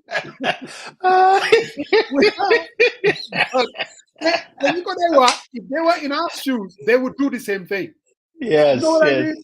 If they were part of the program, I can guarantee you guys will emulate and you will do it the same way that we're doing it, and that is to be seen to be fair. Go ahead. No, Musa, you said something that I kind of forgot. Yesterday we were at a naming ceremony, and someone asked me, I says, "Hey man, the current issues, do you guys kind of like have a meeting before the program and kind of discuss?" I said, obviously we don't. I said, sometimes like last weekend, I didn't know that Alhaji Kura and the other guy are coming until when I log in onto Facebook, because I was busy with other stuff, right? So I said, there's absolutely no meetings. I don't know what coach is going to come up with, what type of questions he's going to ask.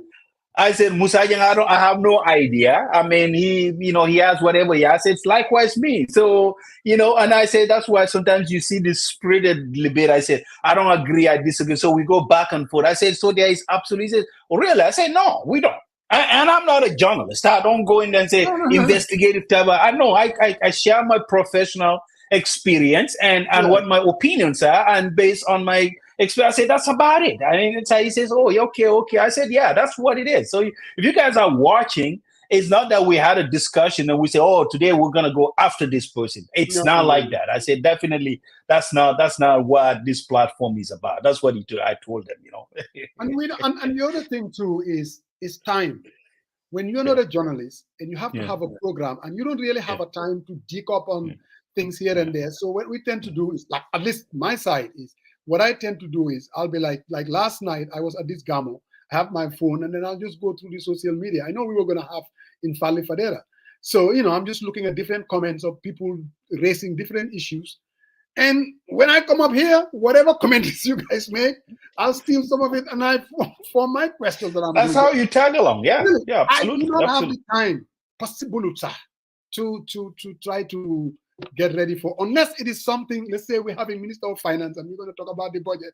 Bobo, I'll go out of my way to call people. I remember one time I was calling this who said the least of this world, because I wanted him to tell me the issues that he has and help me formulate questions, that kind of a thing, But again, it's not us, it's the platform, what it represents, really. And you guys make all the difference in the world. Because even the people that will be criticizing me, let's say my cousins, when I run into them, and hey, I like you, these are good people. Don't even buy into some of the things that they write. Then they're good people. I'm telling you, they just get emotional. They love their party. They believe in the things that they believe in. And I mean, they definitely would feel like you're coming after us. But if you meet them face to face, they're telling you a totally different story. They're good people, no doubt. So to me, that's why I try not to take things very personal. I have never in my life blocked anyone. The ones that would even call me names, I engage them. I mean, because I know that at the end of the day, really, they are good people. I mean, it's just politics more than no. People can sometimes wait on their sleeves. And it's I think it's like very interesting behind the scene how they see personalities when we sit here, they say someone tend to agree more with the other guy's thinking. And I said, I think it's just natural that we kind of converge, but we don't have any meetings or sort of like that. So most of the time they say, sometimes I agree with Coach, but my leaning on yours are pretty much in lockstep. So I find this very, very funny sometimes, Even yesterday, and he says, Saria, you don't really come out, right? Directly like Musa Jeng, but Musa Jeng sometimes, the way you and Musa Jeng had this conversation, you tend to agree with what Musa says, well, especially when it comes to MPP. And I don't know how they draw that conclusion because, Musa, so I find that very fascinating. I said, because I disagree with Musa most of the time than Coach, but they said, no. Barry, yalong kudol bije, nkal korosi. Nale kudol alka agree, la bake nying, sakono nyimman sakunda, you have a subs, spot for them. And I say, okay, no problem. You know what? Musa, you are definitely you are leaning MPP. That is the craziest. I am not.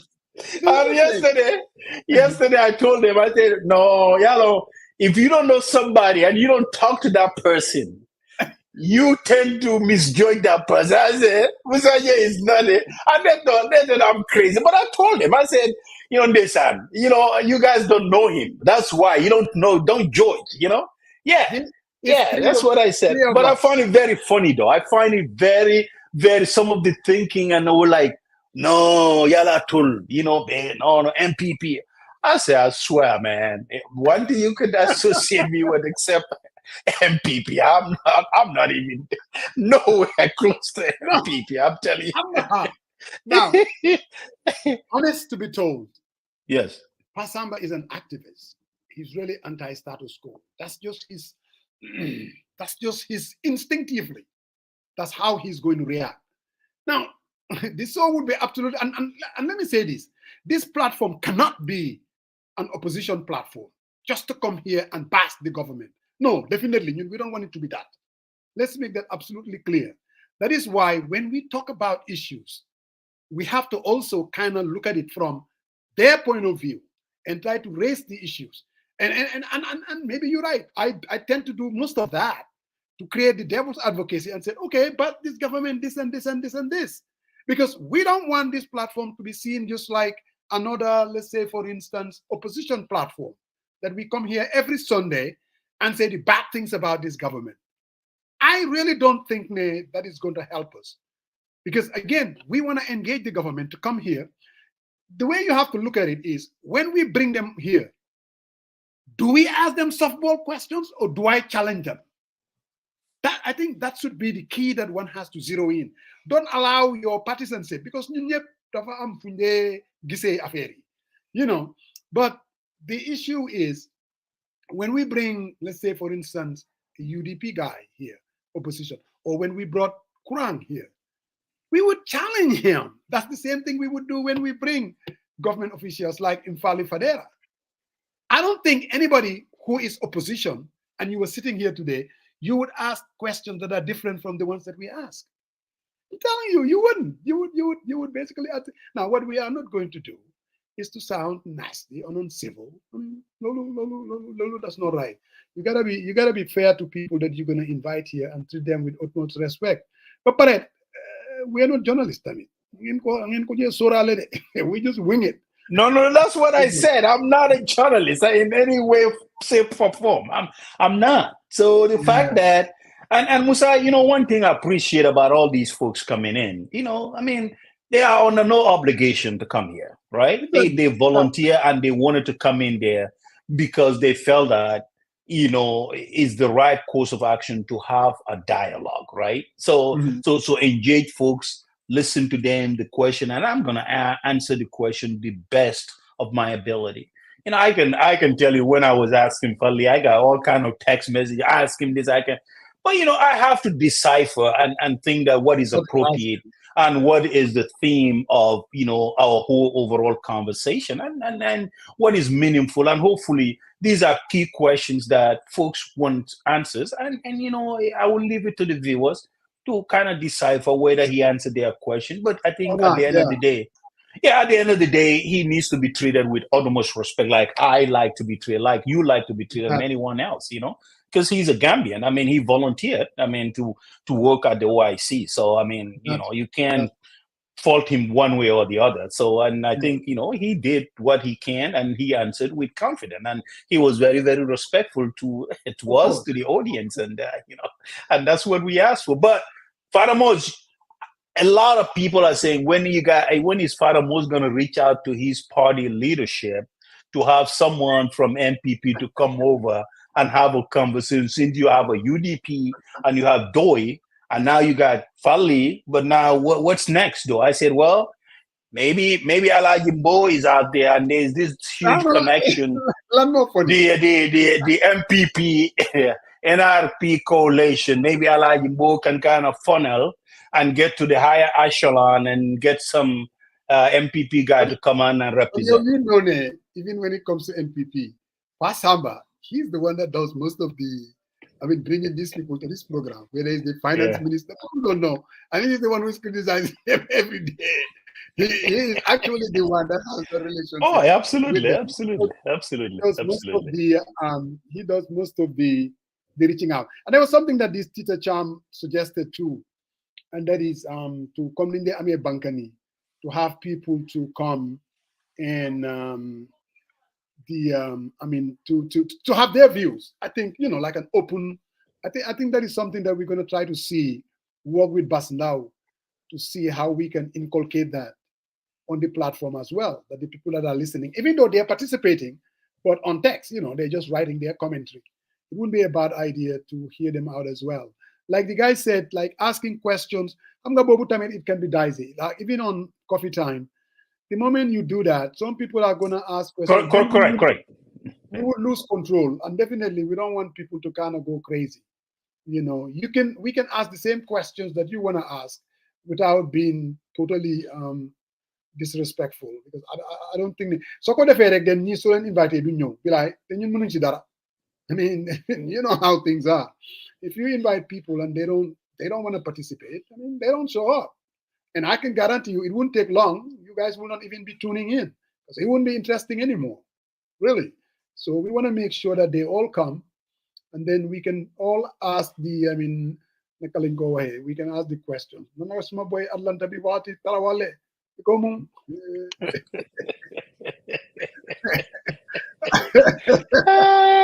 Faramos, brother man. One day, I think you did very well. And overall, what I've been getting today, I think is, usually the barometer will stay flat for you, but today it actually went up, and it keep went up. And a lot of people say today you are very, very fair.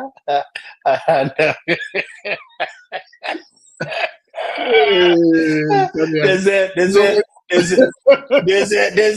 they said today I did not wear any yellow collar, and I don't know when do I wear that sometimes. With Marian coming on this platform, when Banker left, like I said, this platform, we have aspiration. The platform, we want everybody to be part of it. Look, I know Sarian's politics. We all know that. He supported the UDP. But I also know that, believe me, this guy is as independent as any other person. You can be supporting a party and be very independent. Because I just know that. So we have no qualms. He's going to come on this platform, and he would try to basically extend, what this platform that all of us are trying to do, and that is to be fair-minded, or pandering, I would say, fair and balanced. You can support a party. There ain't nothing wrong with that. But at the same time, too, we just want to make sure that everybody is part of the conversation. Oh, absolutely. This question is for you. How can we trust the parties to make the right choice of picking their flag bearer when we have lost trust out of all the blunders from this part, coalition talks, etc.? Modo Alunjai. In fact, today we were going to bring Keba Foon. We were going to talk about this coalition effort that is people are talking about, and also, I mean, the people from, I mean, back home. And then, so most likely next Sunday, we will talk about it, all of us, and hear people out. You know, I mean, yep, we all have our point of view, but we would reach out to them, and they will come and tell us what they intend to do, what does it mean, other kind of thing. So, I hope that answer your question. And also, you know, feel free if you want us to send you the link. We'll send you the link next Sunday, and you can come and tell us, Lege, you get yourself in trouble. But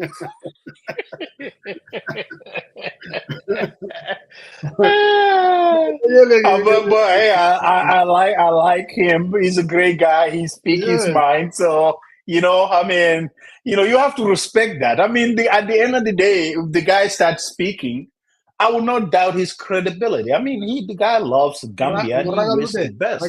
He's very No. I know that. I know that. So, you know, disagree with him, but engage him fruitfully and take the best out of it. You know, what the Father most is about that time, Father. But you did great today.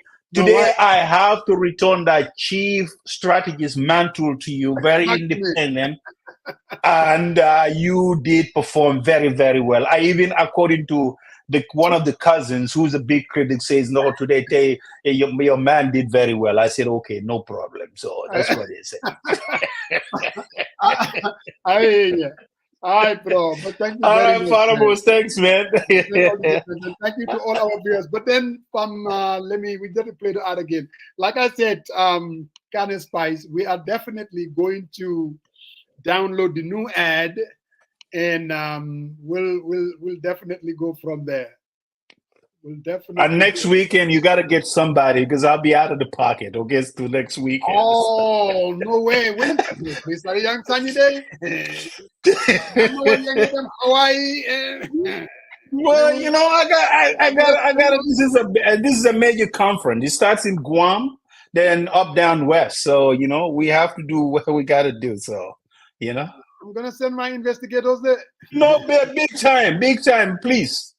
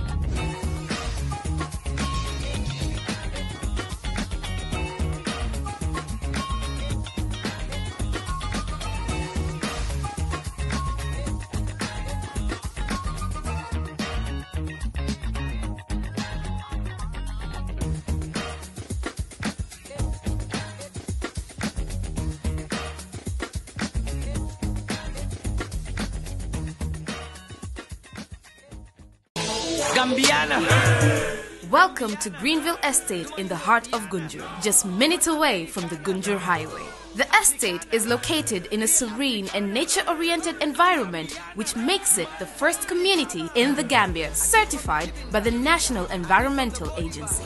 As part of our Going Green initiative, beautiful trees grace the landscape as you drive into the estate, and we are planting even more trees. Go green and own a piece of our Greenville dream. With 673 plots of land available, you can purchase a plot today and start construction immediately. Find your next home at the Greenville Estate, an affordable estate that suits any budget. While you have certainly heard about coronavirus, commonly called COVID, you might not know these important facts and ways to protect your family from the illness it can bring. COVID can be very contagious through air, touch, or sharing food. It has been studied at length, and we can share with you what we know so far. Who are we? We are New World International, a non-profit organization located in Washington State, and our mission is to educate people about coronavirus. The coronavirus can cause serious illness and, yes, even death if not treated right away. The symptoms are similar to the common flu: fever, cough, sore throat, and shortness of breath. Many people experience these symptoms and wait too long to seek medical attention. That can be a life-threatening mistake. Certainly, keeping a safe distance from others that appear to have flu symptoms is advisable. It's always better to be safe than sorry. If you develop these symptoms, there won't be any way for you to know that it's just a common flu unless you have a test done. It's best to seek out a doctor, nurse, health worker, or health facility to get advice and treatment if needed. If you are a student, report the conditions to your teacher right away. By all means, stay home if you are sick. Always cover your mouth and nose if you sneeze, and wash up afterward. The contagion spreads with the moisture droplets. As you have heard, there is a vaccine available for coronavirus. Seriously consider receiving a vaccine before you become ill. And above all, consult with your doctor when you do not feel well. For more information, please visit us online at newworldinternational.org. Thank you.